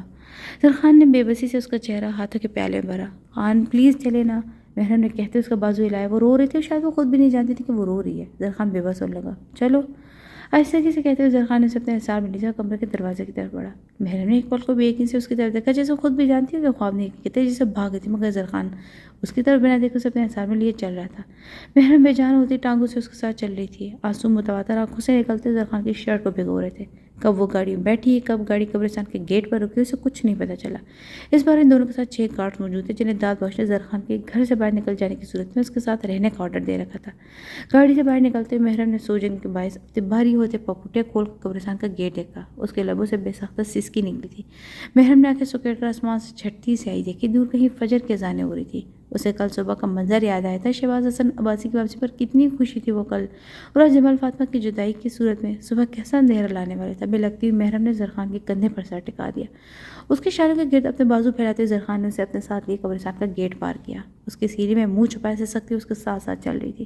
جمال فاطمہ کی قبر کے سامنے جا کر وہ رک چکا تھا۔ محرم کے قدم بھی اس کے ساتھ ہی چل رہے تھے۔ محرم، سامنے دیکھو، نرمی سے کہتے زرخان نے اسے خود سے الگ کرنا چاہا۔ محرم نے مزید اسی میں چھپتے نفی میں گردن ہلائی تھی۔ اس کی سسکیاں بلند ہو رہی تھیں۔ محرم، ملو اپنی ممی سے، کہتے زرخان نے اسے خود سے الگ کیا تھا۔ محرم کی نگاہ تازہ بنائی گئی قبر پر لی گئی تختی پر پڑی۔ فاطمہ بی بی زوجہ شہباز حسن عباسی بڑے واضح لفظوں میں لکھا ہوا تھا۔ وہ اپنی بے جان ہوتی ٹانگوں سے وہی مٹی پر بیٹھتی چلی گئی۔ تازہ بنی قبر گلاب کے پھولوں کی چادر سے ڈھکی ہوئی تھی۔ اس قبر پر سر رکھتے ہوئے محرم دھاڑے مار مار کر روئی تھی۔ اس کی سسکیاں آہیں زرخان کی برداشت سے باہر تھی۔ دور کر گارڈ سے زرخان علی باسی کو اپنی آنکھوں کے کونے صاف کرتے دیکھا تھا۔ جانے مرنے والی خاتون کے لیے اس کی آنکھیں نم ہو رہی تھی اپنی تڑپتی بلکتی بیوی کو دیکھ کر۔ اس کی آنکھوں میں نمی اتر آئی تھی، وہ جان نہ پائے۔ پچھلے 17 برس سے وہ اسے دور تھی، اتنی دور کہ اس کی آنکھیں جمال فاطمہ کی دید سے محروم تھی۔ اس کی دلکش آنکھوں کے پل کو چھو نہیں سکتا تھا وہ۔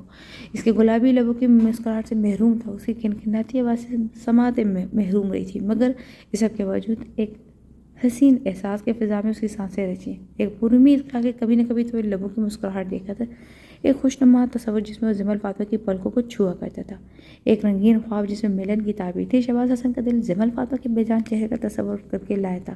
اب تو وہی نہیں رہی تھی۔ زندگی یوں بدلی تھی کہ ایک ہی دن میں سب پلٹ چکا تھا۔ ایک ہی دن میں تو ملی تھی، وہ اسی دن کے ڈھلنے سے پہلے بچھڑ بھی گئی تھی۔ وہ بچھڑی بھی اس طرح سے تھی کہ ملنے کی کوئی آس باقی نہیں رہی تھی۔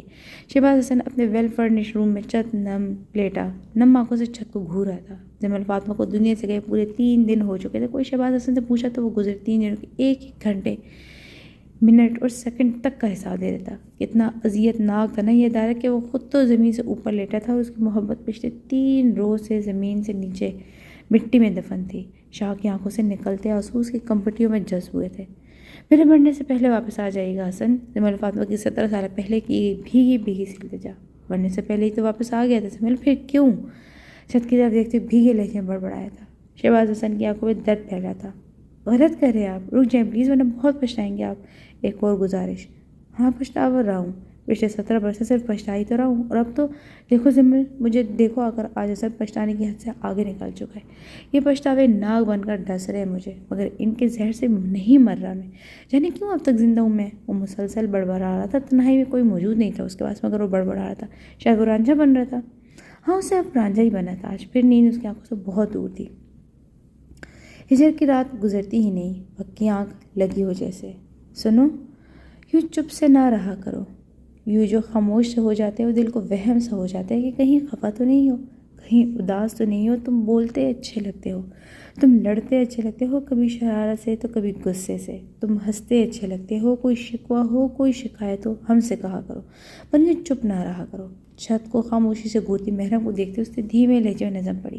محرم نے اداس آنکھوں سے اس کی جانب دیکھا جو بیٹھ کر اسے ٹیک لگائے مکمل طور پر اس کی طرف متوجہ تھا۔ محرم کی آنکھیں لبالب پانی سے بھر گئی۔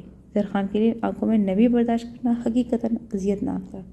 جانم اور کتنا روگی، ہاں بس کرو نا یار، نرمی سے اس کے آنسو صاف کرتی وہ تھکا تھکا سے کہہ رہا تھا۔ میں کیا کروں خان، مجھے ممی بھولتی ہی نہیں ہے، اور جب وہ یاد کرنا مجھے رونا آ جاتا ہے۔ محرم نے بھرائی آواز میں ہونٹ مروڑتے ہوئے کہا۔ زرخان کا دل پاگل ہونے لگا تھا۔ تم مجھے یاد کر لو، مجھے حفظ کر لو اس طرح سے کہ جب میں تمہیں یاد آؤں نا تمہارے ہونٹوں پر مسکراہٹ آ جائے۔ اس کے شفاف لبوں کو شہادت کی انگلی سے چھوتے ہوئے غیر سنجیدہ سے کہہ رہا تھا۔ محرم کی نگاہ پل بھر کو اس کی بڑی ہوئی شیخ پر ٹھہر سی گئی، بکھرے الیے میں بھی کتنا پیارا لگ رہا تھا۔ اب تو ہمیشہ میرے ساتھ رہیں گے نا خان، مجھے آپ کو یاد کرنے کی ضرورت ہی نہیں پڑے گی۔ اس کے وجیح چہرے کو دیکھتی ہوئے زرخان کے دل میں اتر رہی تھی۔ زرخان کے لب اس کی بات پر آہستگی سے مسکرائے تھے۔ خان، اگر میں اس دنیا اپنی ممی کے علاوہ کسی سے سب سے زیادہ پیار کرتی ہوں نا تو وہ آپ ہیں، صرف آپ ہیں خان۔ ممی کے بغیر بڑی مشکل سے رہ رہی ہوں، وہ بھی اس لیے کہ آپ میرے پاس ہیں۔ آپ کے بغیر تو میرے پاس کچھ بھی نہیں بچے گا۔ آپ سے بچھڑ کر تو میں مر جاؤں گی، مجھے کبھی چھوڑیں گے تو نہیں نا خان؟ خود پر جھکے زرخان کے گال پر ہاتھ رکھ کے بھیگی آواز میں اس سے پوچھ رہی تھی۔ بھیگی آنکھوں میں آس کے دیے روشن تھے۔ کبھی بھی نہیں، کبھی بھی نہیں جانم، محبت سے کہتے ہوئے زرخان نے اس کی پیشانی چوم لی تھی۔ مرہم فرتے جذبات اس کے سینے سے لگ گئی۔ I love you Khan, I can't survive without you، I can't۔ اس کی سینے سے لگی روتے ہوئے اقرار محبت کر دی۔ زرخان نے اس کے گرد اپنے بازو لپیٹ لیے۔ I love you also جانم، I love you also۔ اس کے بالوں پر لب رکھے وہ دھیمے لہجے میں کہہ رہا تھا۔ اس کی باہوں کے ساتھ میں کچھ ہی دیر میں سو گئی تھی، وگرنہ زمل کی وفات کے بعد وہ سلیپنگ پلز کے بنا نہیں سو پاتی تھی۔ مگر آج جب زرخان کو فاطمہ کی وفات کے غم سے کچھ ہوش آیا تھا تو اس نے محرم کی طرف پیش قدمی کی تھی، اور اس کو سہارا پاتے ہوئے نازک جان کچھ سمٹ بھی گئی تھی۔ شاید اسی پرسکون سی آنکھیں موندے نیند کی دیوی کا ہاتھ تھام کر خوابوں کے سفر پر نکل چکی تھی۔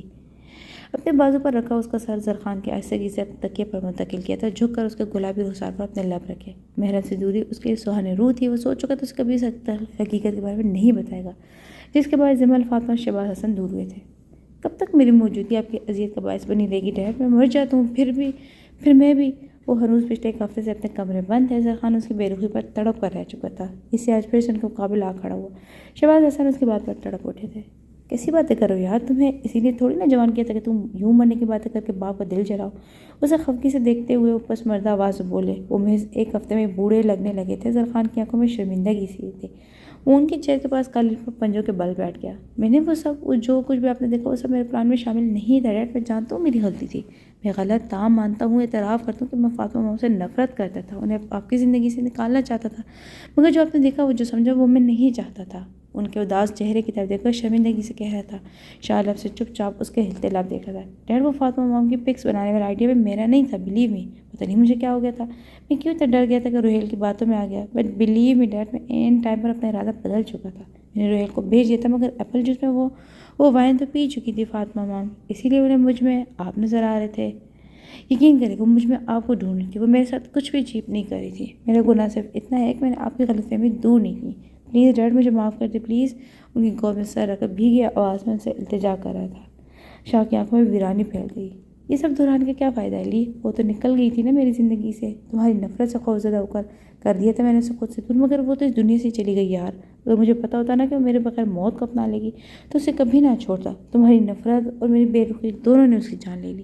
میں کس منہ سے روز قیامت جنت میں اس کا ہاتھ مانگوں گا یار؟ میں کیا کروں، کیسے سمجھاؤں خود کو؟ اس کا اصل گنہگار تو میں ہوں۔ زمل کا ذکر کرتے ایک بار پھر اس کی آنکھوں میں نمی اتری تھی۔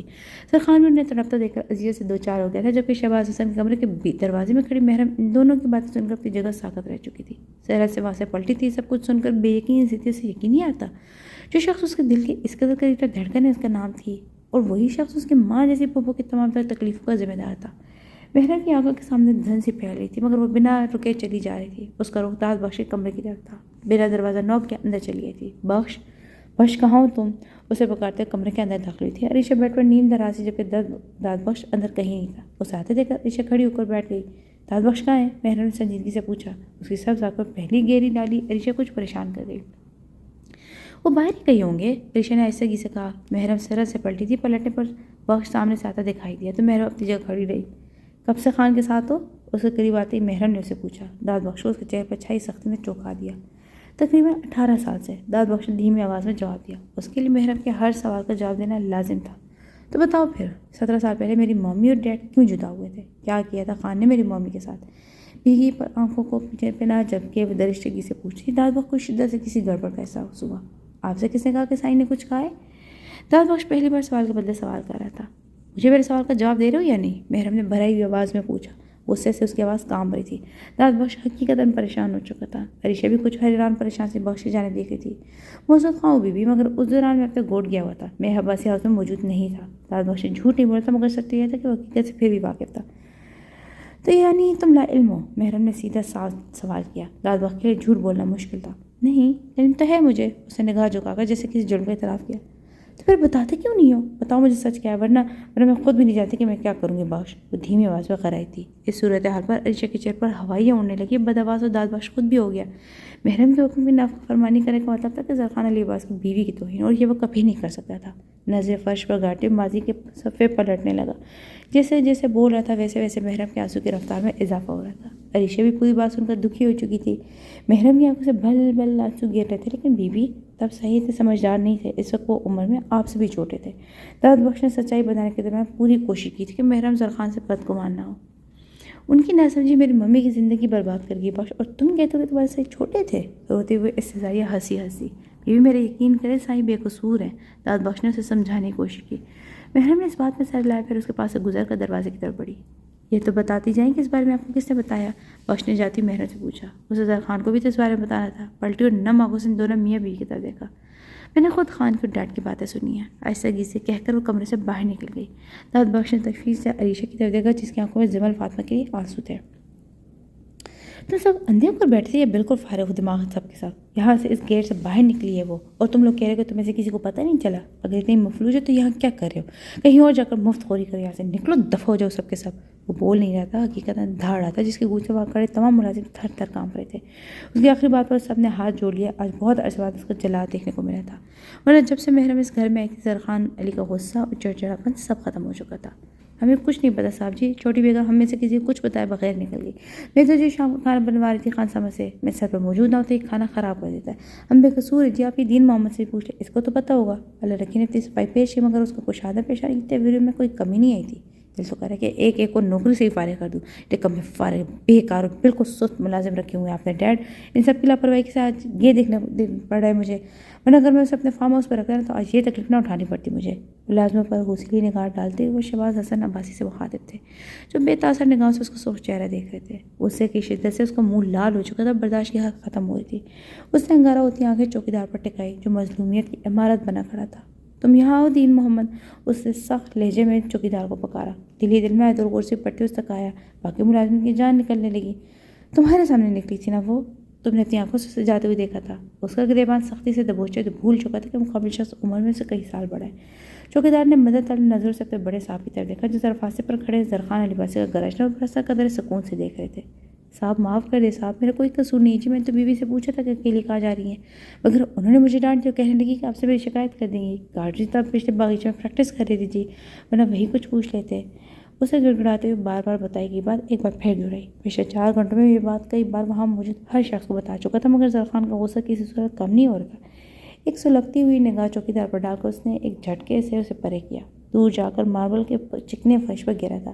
مالی بابا نے ایک ترحم آمیز نگاہ زمین پر کانپتے ہوئے چوکیدار پر ڈالی۔ انہیں ان قریب اپنی حالت خراب ہوتی نظر آ رہی تھی۔ دفعہ جو میری نظروں کے سامنے سے، ورنہ ایک ایک کو آگ لگا دوں گا۔ وہ چلایا تھا، سب ملازم منٹوں میں وہاں سے غائب ہو چکے تھے۔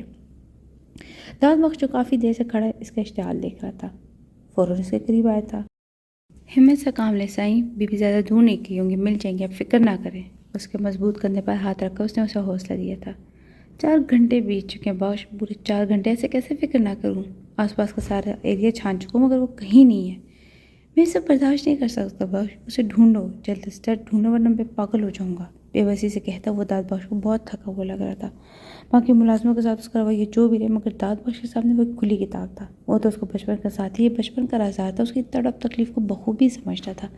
داد بخش نے اس کے اشارے پر دباؤ ڈالا تھا، جیسے اسے یقین دلا رہا ہو کہ اس کی مشکل حل کر دے گا۔ اسے ایک نرم نگاہ داد بخش پر ڈال کر دوسری طرف چند قدموں کے فاصلے پر کھڑے شہباز حسن پر ڈالی۔ اس نے دکھتی ہوئی پلکیں اٹھا کر ان کی آنکھوں میں جھانکا، جہاں صاف لکھا ہوا تھا کہ بتاؤ اب کیسے فیل کر رہے ہو؟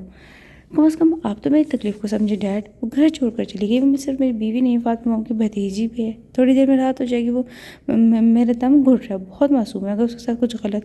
محرم کے بارے میں سوچ کر غلط پاگل ہو رہا تھا۔ شہباز حسن نے سنجیدگی سے ایک نگاہ اس کے پریشان چہرے پر ڈالی، پھر پلٹ لے کر اپنے کمرے میں چلے گئے۔ سائی میں کہہ رہا ہوں نا کہ بیوی مل جائیں گی، ایس پی کو کال کر دیا میں نے، فارم میں آ گیا وہ، جلدی وہ پورا شہر چھان مارے گا۔ اور شاہ سائی ان کی طرف سے بدگمان مت ہو سائی، وہ آپ سے بہت محبت کرتے ہیں، بس اس وقت پاپا بیوی کی ابدی جتائی کے پاس کچھ چڑچڑے سے ہو گئے ہیں، آپ ان کی طرف سے بھی ریلیکس رہیں پلیز۔ داد بخش نے اسے سمجھایا تھا۔ تمہیں اسے سچائی نہیں بتانی چاہیے تھی بخش، وہ افسردہ سا کہہ رہا تھا۔ آدھی ادھوری حقیقتیں زیادہ زہریلی ہوتی ہے سائی، اسے میں نے پوری حقیقت بتا دی تھی۔ داد بخش نے آہستگی سے کہا۔ زرخان تکلیف زدہ سا وہیں پاس پڑے صوفے پر سے ایک پر ڈہ گیا۔ میرے سکون کی ابتدا سے لے کر میری اذیت کی آخری انتہا ہو تم۔ جھلنگر سی چارپائی پر لیٹی، آنکھوں پر ہاتھ رکھ کے اس کی یاد سے چھٹکارا حاصل کرنے کی کوشش کرتی، لیکن اب جو محض چند گھنٹوں سے اس کی نظر سے دور ہوا تھا تو حقیقتاً اس کی جان لبوں پر آ رہی تھی۔ محرم کی آنکھیں پچھلے 8 گھنٹوں میں بے تحاشا رو چکی تھی، سر درد سے پھٹنے کو تھا، مگر جیسے ہی ہر منٹ بعد اسے زرخان لباسی کا خیال آتا تو آنکھ پھر سے بھر آتی۔ کیا کر رہا ہوگا وہ؟ کیا اسے ڈھونڈ رہا ہوگا؟ اس کے اندر ایک خطبت سی مچ رہی تھی۔ اتنا آسان کہاں تھا زرخان لباسی کے محل سے نکل جانا، نکل کر پھر اس کے نگاہوں سے مخفی رہنا۔ اگر شہباز علی اس بات کی سپورٹ نہ ہوتی تو اب تک زرخان سے ڈھونڈ نکالتا۔ بخش سچائی سننے کے بعد سیدھا اپنے کمرے میں گئی تھی۔ زرخان وہاں نہیں تھا۔ محرم نے چل پڑ اپنا غصہ اشتعال قابو کرنے کی کوشش کی، پھر بنا سوچے سمجھے اپنے کمرے سے باہر نکل آئی تھی۔ ملازمہ اپنے کاموں میں مصروف تھی، وہ دبے پاؤں اندرونی مار کر گیٹ پار کر کے باہر لان میں آ گئی۔ مالی بابا گیٹ سے باہر نکل تھے، گارڈ مین گارڈ پر نہیں تھے۔ سرت سے گیٹ کی طرف بڑھی، اسے اپنا راستہ صاف نظر آتا، نہیں جانتی تھی کہ راستہ صاف کیا گیا۔ چوکیدار نے اسے باہر جانے سے روکا تو وہ ڈپٹ کر باہر نکل آئی۔ عباسی ہوا سے ذرا دور آ کر رکشے کی نگاہ دوڑا رہی تھی، تبھی کسی نے اس کا ہاتھ پکڑ کر اسے جانب کھینچا تھا۔ محرم نے خوفزدہ ہو کر پلٹ کر دیکھا۔ ڈیڈ؟ محرم کی لبوں نے بے آواز جنبش کی۔ علی کو چھوڑ کر جانا چاہتی ہو؟ اسے دیوار کی اوٹ پہ لیا، وہ سنجیدگی سے پوچھ رہے تھے۔ مجھے اب ان کے ساتھ نہیں رہنا ڈیڈ، میں حقیقت جان چکی ہوں، انہوں نے اب دونوں کی زندگی تباہ کر دی ڈیڈ، آئی ہیٹ ہم، انہوں نے کہتے ہوئے محرم کی آواز بھر آ گئی۔ کہاں جاؤ گی؟ جہاں بھی جاؤ گی وہ تم تک پہنچ جائے گا، شاہ نے اسے نرمی سے سمجھایا۔ چلی جاؤں گی کہیں بھی، اور نہیں ڈھونڈ پائیں گے وہ مجھے، 16 سال تک میری ممی کو ڈھونڈتے رہے ڈیڈ، مجھے ڈھونڈنے میں بھی اتنے سال تو لگ ہی جائیں گے، مجھے جانے دے پلیز۔ وہ اپنا مائنڈ سیٹ کر چکی تھی، اس کی بچکانہ سوچ پر ہولے سے ہنسی ہے۔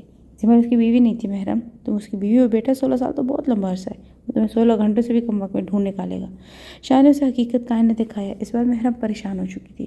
تو پھر اب میں کیا کروں ڈیڈ، مجھے ان کے ساتھ نہیں رہنا۔ محرم کی آنکھوں میں آنسو آ گئے تھے۔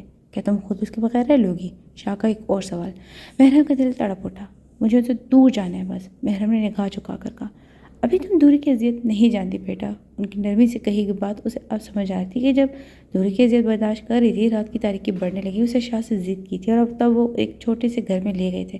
وہاں سے ایک عورت نے اسے کچھ پرانے کپڑے دیے تھے جو اسے زیب تن کیے تھے، پھر ایک بوڑھے شخص کی پوتی بنا کر اس بوڑھے شخص سے گھر لے آئے تھے۔ اس گھر کو دیکھتے ہی محرم نے شہباز حسن کو یوں دیکھا جیسے ان کی دماغی حالت پہ شبہ ہو۔ تمہارے لیے اس جگہ سے بڑھ کر محفوظ جگہ اور کوئی نہیں ہے، اس کے سر پر ہاتھ رکھتے ہوئے انہوں نے نرمی سے کہا تھا۔ محرم نے اس بات پہ سر ہلا دیا۔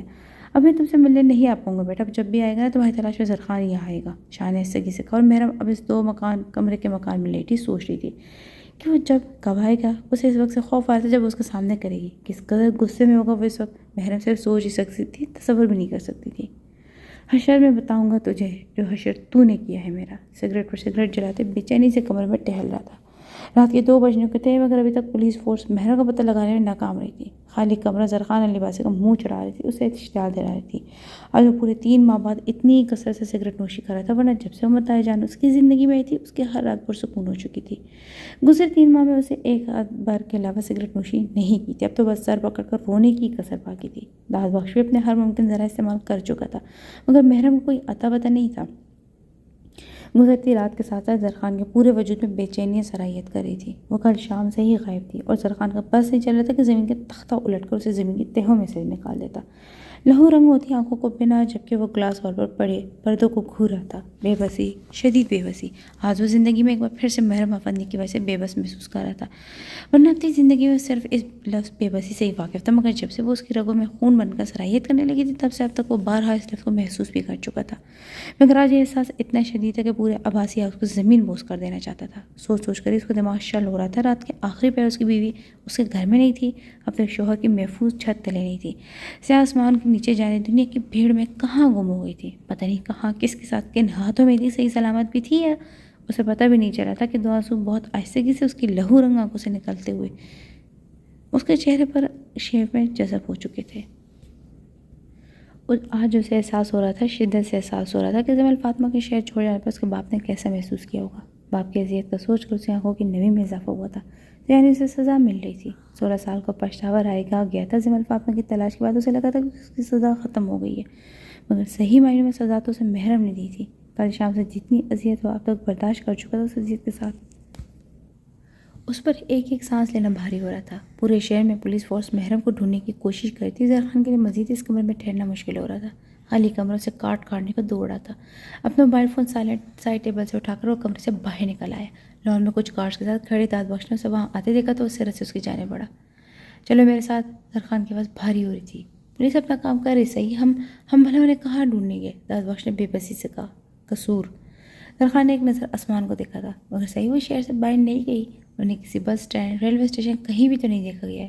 داد بخش نے اسے بتایا تھا۔ زہرخان نے اس کی بات اپنی پریشانی مسل ڈالی۔ اس کی انگارہ ہوتی آنکھیں داد بخش کو پریشان کری تھی۔ اس سے آہستگی سے اسے اپنے گلے لگا لیا۔ زہرخان کا دل بہت تیزی سے دھڑک رہا تھا۔ داد بخش کو اس کی حالت دیکھ کر تشویش ہونے لگی۔ صحیح، حوصلہ کرے پلیز، داد بخش نے اسے خود میں بھیجا۔ زہرخان نے اپنے نیشنل لب دانتوں پہ دبا کر خود کو کمپوز کرنے کی کوشش کی۔ دل کی حالت بگڑ رہی تھی۔ محرم کے بغیر زندگی کا تصور سہانے روح تھا۔ وہ اس کے بیٹے کی زندگی تھی، اس کی بہو، اس کی بیوی کے جگر کا گوشہ تھی۔ وہ دیکھ چکا تھا کہ محرم آفندی اس کے بیٹے کے لیے کتنی اہم ہے، تو بھلا وہ کیوں کر اسے غافل رہ سکتا تھا، جسے وہ اپنے کمرے کے دروازے سے پلٹتے دیکھ کر جا چکا تھا۔ ہاں، اس نے محرم کو دیکھ لیا تھا۔ زہرخان کے اپنے کمرے سے چلے جانے کے بعد شام محرم کی تلاش میں اپنے کمرے سے باہر آیا تھا۔ جب اس نے محرم کو داد بخش کے کمرے سے نکلتے دیکھا تھا، وہ روتی ہوئی اپنے کمرے میں گھس گئی تھی۔ شہباز حسن جان چکا تھا کہ محرم حقیقت جان چکی ہے، سمجھ سکتا تھا کہ وہ کیا فیصلہ کرنے والی ہے، اور وہ چاہتا تھا کہ محرم وہ فیصلہ کر ہی لے، کیونکہ زبردستی زہرخان کے ساتھ بندے رہنے کی صورت میں خود بھی تکلیف میں رہتی، زہرخان کو بھی اذیت سے دوچار کرتی۔ بہتر یہی تھا کہ خود کو بھی پرکھ لیتی کہ آیا وہ زہرخان کے بغیر رہ پاتی بھی ہے یا نہیں۔ وہ جان لیتی کہ زہرخان لباسی اس کے لیے کس قدر اہم ہے۔ اسی لیے اس نے گارڈز کو پچھلے لان میں جانے کا حکم دے دیا تھا، مالی بابا کو سب سمجھا کر گھر سے باہر بھیج دیا تھا۔ پھر وہی ہوا تھا جو اس نے سوچا تھا۔ محرم چپکے سے گھر سے نکل چکی تھی۔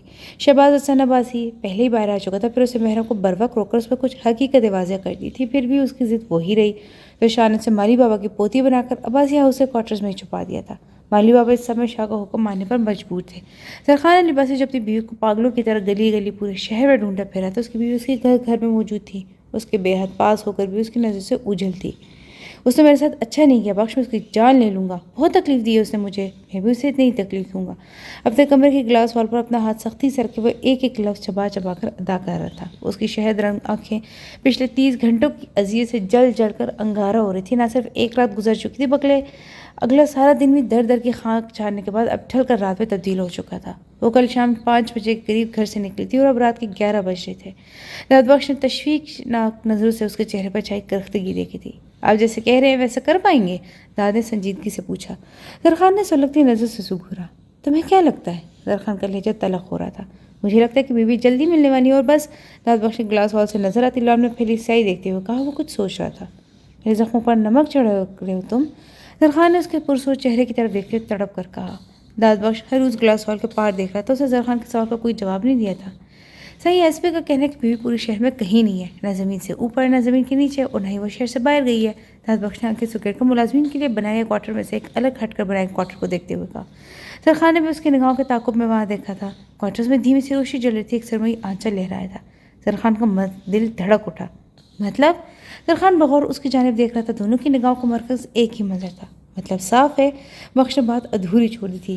وہ عباسی ہاؤس میں ہی ہے؟ زہرخان نے اس کی بات پوری کر دی تھی۔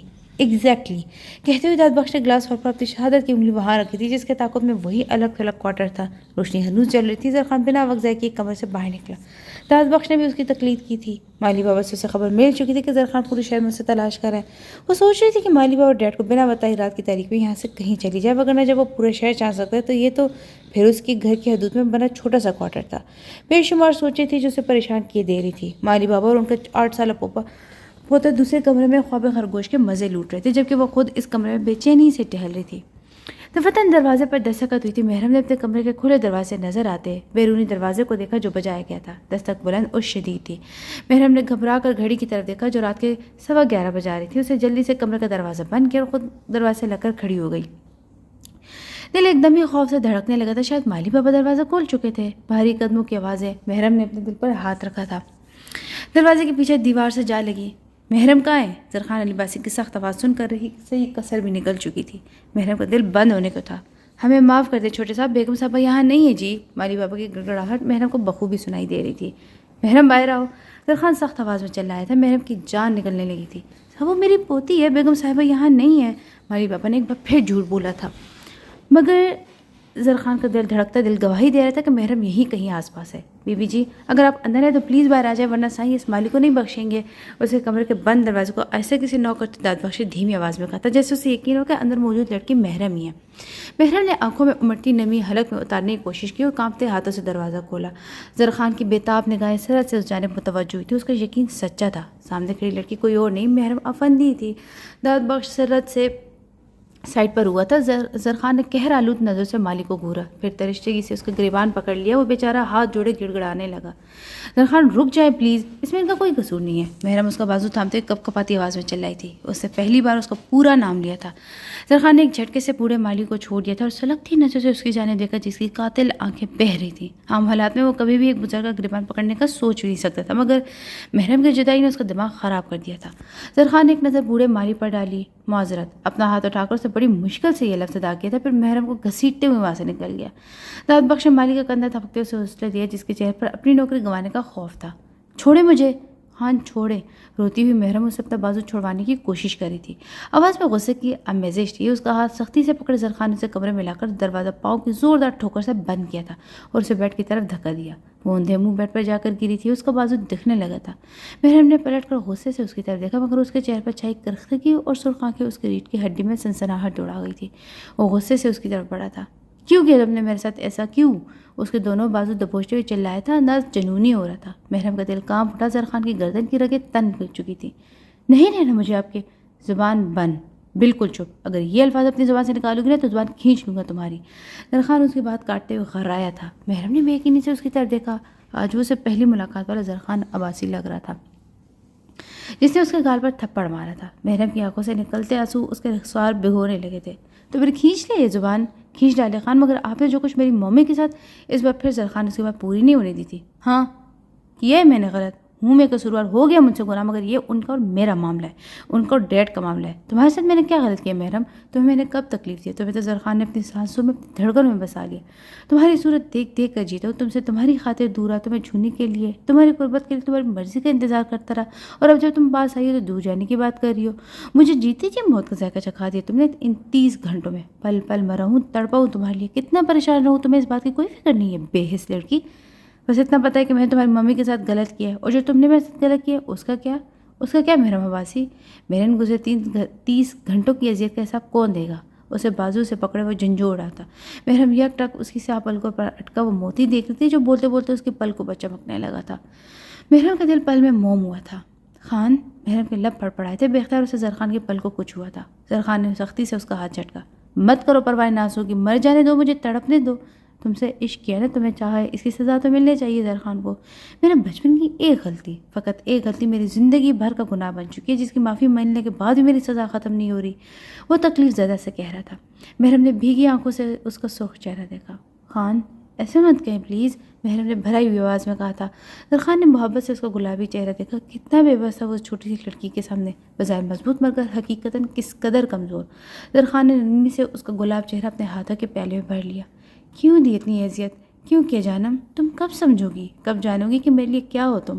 تمہیں کیسے یقین آئے گا کہ زرخانہ لباسی کی روح کی ٹھنڈک ہو تم؟ میرے دل کا قرار، میری آنکھوں کا سکون ہو تم۔ میں 16 برسوں سے بدسکون تھا، بے چین تھا، تو میرا وہ سکون ہو جو فاطمہ مام نے مجھے دیا۔ میری زندگی تمہارے بغیر ادھوری، بے کشش، بدرنگ تھی۔ تم نے اس میں رنگ بھرے ہیں، مجھ سے دور جا کر مجھے ادھورا مت کرو، آئندہ سے مت کرنا، پلیز کبھی مت کرنا۔ اس کی پیشانی سے اپنی پیشانی ملاتے بھیگی ہوئی آواز میں کہہ رہا تھا۔ محرم اس کی محبت، اس کی وافدگی پر دنگ رہ چکی تھی۔ وہ جو اتنے غصے میں تھا، محرم کو قریب آتے بکھر گیا تھا۔ محرم کی آنکھیں زرخان کے لیے آنسو بہانے لگیں۔ خان بس کر دینا، اس کے گال پر ہاتھ رکھتے ہوئے محرم نے نرمی سے اسی کے انداز میں اسے منایا تھا۔ اس کی ساری ناراضگی، سارا غصہ کہیں گم ہو چکا تھا، وہ چاہ کر بھی اسے بے رخی نہیں برت پا رہی تھی۔ تمہارے بغیر زرخان مر جائے گا، تم نہیں جانتی کہ میں تمہارے بغیر یہ وقت کیسے گزارا ہے۔ ایک ایک لمحہ عذاب تھا، ایک ایک سانس میں گرب تھا۔ میرے پاس ہمیشہ رہنا، میرے ساتھ رہنا۔ اسے باہوں میں بھرتے ہوئے التجا کر رہا تھا۔ محرم نے اپنا آپ اس کے سپرد کر دیا، جو اس کی قربت میں آج اپنے حواس کھو رہا تھا۔ 2 دن کی شدید تھکن جو اس کے اعصاب پر سوار تھی، محرم کی قربت میں اتر رہی تھی۔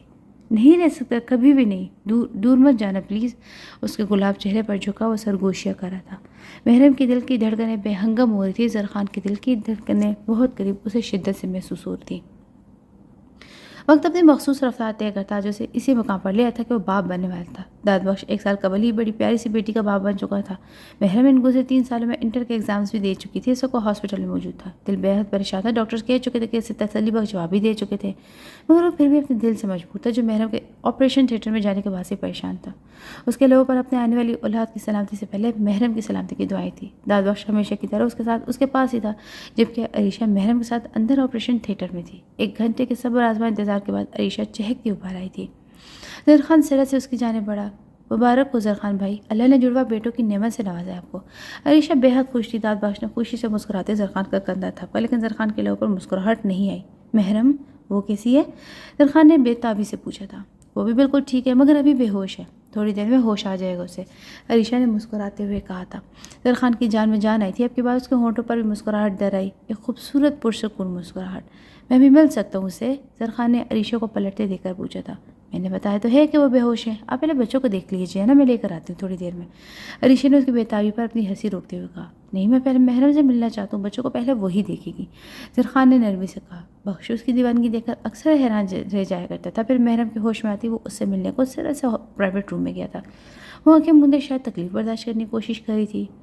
اس کے بیڈ کے پاس اسٹول پر بیٹھتے اسے نرمی سے اسے پکارا تھا۔ محرم نے آنکھیں کھول کر اس کی جانب دیکھا۔ زرخان کے لبوں پر پھیلی دھیمی مسکراہٹ دیکھ کر وہ بھی مسکرائی تھی۔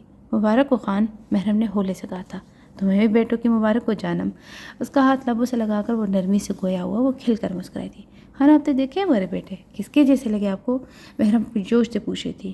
انہیں تم دیکھ لو جانم، میں تو صرف تمہیں دیکھوں گا، اسے وارفردگی سے دیکھتے ہوئے محبت سے کہہ رہا تھا۔ محرم کے لبوں کی مسکراہٹ گہری ہو چکی تھی۔ باز آ جائیں آپ، اتنی مشکلوں سے آپ کو پیارے پیارے بیٹے دیے میں نے، اور آپ کہہ رہے کہ انہیں میں دیکھ لوں؟ محرم نے مصنوعی خفگی جتائی۔ آئی پرومس کہ آئندہ تو میں اتنی تکلیف برداشت نہیں کرنے دوں گا، زرخان نے مسکراتے ہوئے کہا۔ مطلب؟ محرم نے ناسمجھی سے پوچھا۔ مطلب تمہیں وقت بتا دے گا، ابھی میں ذرا اپنے بیٹوں کو دیکھ لوں، کہتے ہوئے اسے نرمی سے محرم کی پیشانی چومی تھی، اور پھر کارٹ میں سوئے بچوں کی طرف بڑھا۔ محرم نے مسکراتی نظر سے اس کی جانب دیکھا جو اپنے بیٹوں کو والہانہ چوم رہا تھا۔ محرم نے ایسے سے آنکھیں مون لی، تھکا ہوا آنسو اس کی کمپٹیوں میں جذب ہوا تھا۔ زمل فاطمہ شہباز حسن کی یاد شدت سے آئی تھی۔ زمل کی وفات کے 1 ماہ بعد شہباز حسن بھی انہیں چھوڑ کر زمل کے ساتھ جا سوئے تھے، اسی قبر میں جو انہیں داد بخش سے کہہ کر اپنے لیے کھدوائی تھی۔ 6 سال بعد شہر خاموشہ میں گہرے سناٹے کا راج تھا۔ اسفن اور ایان کی انگلیاں تھامے 2 قبروں کے پاس آ کر رکا تھا۔ وہ دونوں قبریں ساتھ ساتھ تھی، جن کے سرانے پر 7 سال قبل اس نے اسفن اور ایان کی پیدائش سے پہلے ہی پودا لگایا تھا۔ آج وہ درخت بنا ان قبروں کو چھاؤں فراہم کر رہا تھا۔ زمل فاطمہ کی قبر کے ساتھ والی قبر پر لگی تختی پر بڑے واضح لفظوں میں شہباز حسن عباسی لکھا ہوا تھا۔ زرخان نے فاطمہ پر پڑھنے کے لیے اپنے ہاتھ اٹھائے تو اس کے بیٹوں نے بھی معمول کے مطابق اپنے ہاتھ دعا کے لیے اٹھا لیے تھے۔ وہ قبریں 9 سال پرانی تھی، اور 9 سال میں وہ ہر جمعرات باقاعدگی سے یہاں آیا کرتے تھے۔ اسفن اور ایان 3 سال کے ہوئے تو انہیں بھی ساتھ لانے لگا تھا۔ ان دونوں کے دل پر بھی اپنا دادا دادی کے محبت سے منور تھے۔ دعا مانگ کر زرخان نے ایک مسکراتی نگاہ ان قبروں پر ڈالی تھی اور اپنے بیٹوں کو لیے پلٹا۔ قبرستان کے گیٹ پر اس کا دوست، اس کا سایہ داد بخش ہمیشہ کی طرح ہاتھ باندھے کھڑا تھا۔ زرخان مسکراتے ہوئے اس کی طرف بڑھا تھا۔ زمل اور شاہ کی قبروں کی نرم مٹی نے زرخان لباسی کو دعائیں دی تھی۔ اسے آج گھر جاتے ہوئے محرم کے لیے کچھ تحفے خریدے تھے۔ آج اس کے بیٹوں کی سالگرہ تھی، مگر اپنے بیٹوں سے زیادہ محرم کے گفٹ لینے کا ارادہ رکھتا تھا۔ آخر کو 2 بیٹوں جیسا خوبصورت تحفہ اسے محرم نے تو دیا تھا۔ دوسری جانب محرم ملازمین سے پورا گھر ڈیکوریٹ کروا چکنے کے بعد اب خود بھی تیار ہوئی تھی۔ اس کا خان گھر آنے والا تھا۔ گزرے 6 سالوں میں اسے زرخان کی تمام باتوں کی سمجھ آ چکی تھی۔ زرخان نے اسے دوبارہ ایکسیپٹ نہیں کرنے دیا تھا، اپنے وعدے کے ایکسپیکٹ نہیں کرنے دیا تھا، اپنے وعدے کے مطابق اسے دوبارہ مشکلات نہیں ڈالنا چاہتا تھا۔ محرم اکثر بیٹی کی کمی محسوس کرتی تھی، مگر زرخان کی ضد کے سامنے مجبور تھی۔ وہ سوچ چکی تھی کہ آج پھر زرخان سے اس بارے میں بات کرے گی۔ تیار ہوتے وہ سوچ رہی تھی کہ جاننے زرخان مانے گا یا نہیں۔ زرخان کی گاڑی کے ہارن کی آواز سن کر باہر کو بھاگی۔ اس کا میک اپ ادھورا تھا، ملازمائیں ارے ارے کہتے رہ گئی، مگر اسے زرخان سے ملنے کی جلدی تھی۔ جانتی تھی کہ ادھورے میک اپ میں بھی زرخان کو خوبصورت ترین لگے گی۔ رات کی پھیلتی سیاہی عباسی ہاؤس کی روشنیوں پر سرشار تھی۔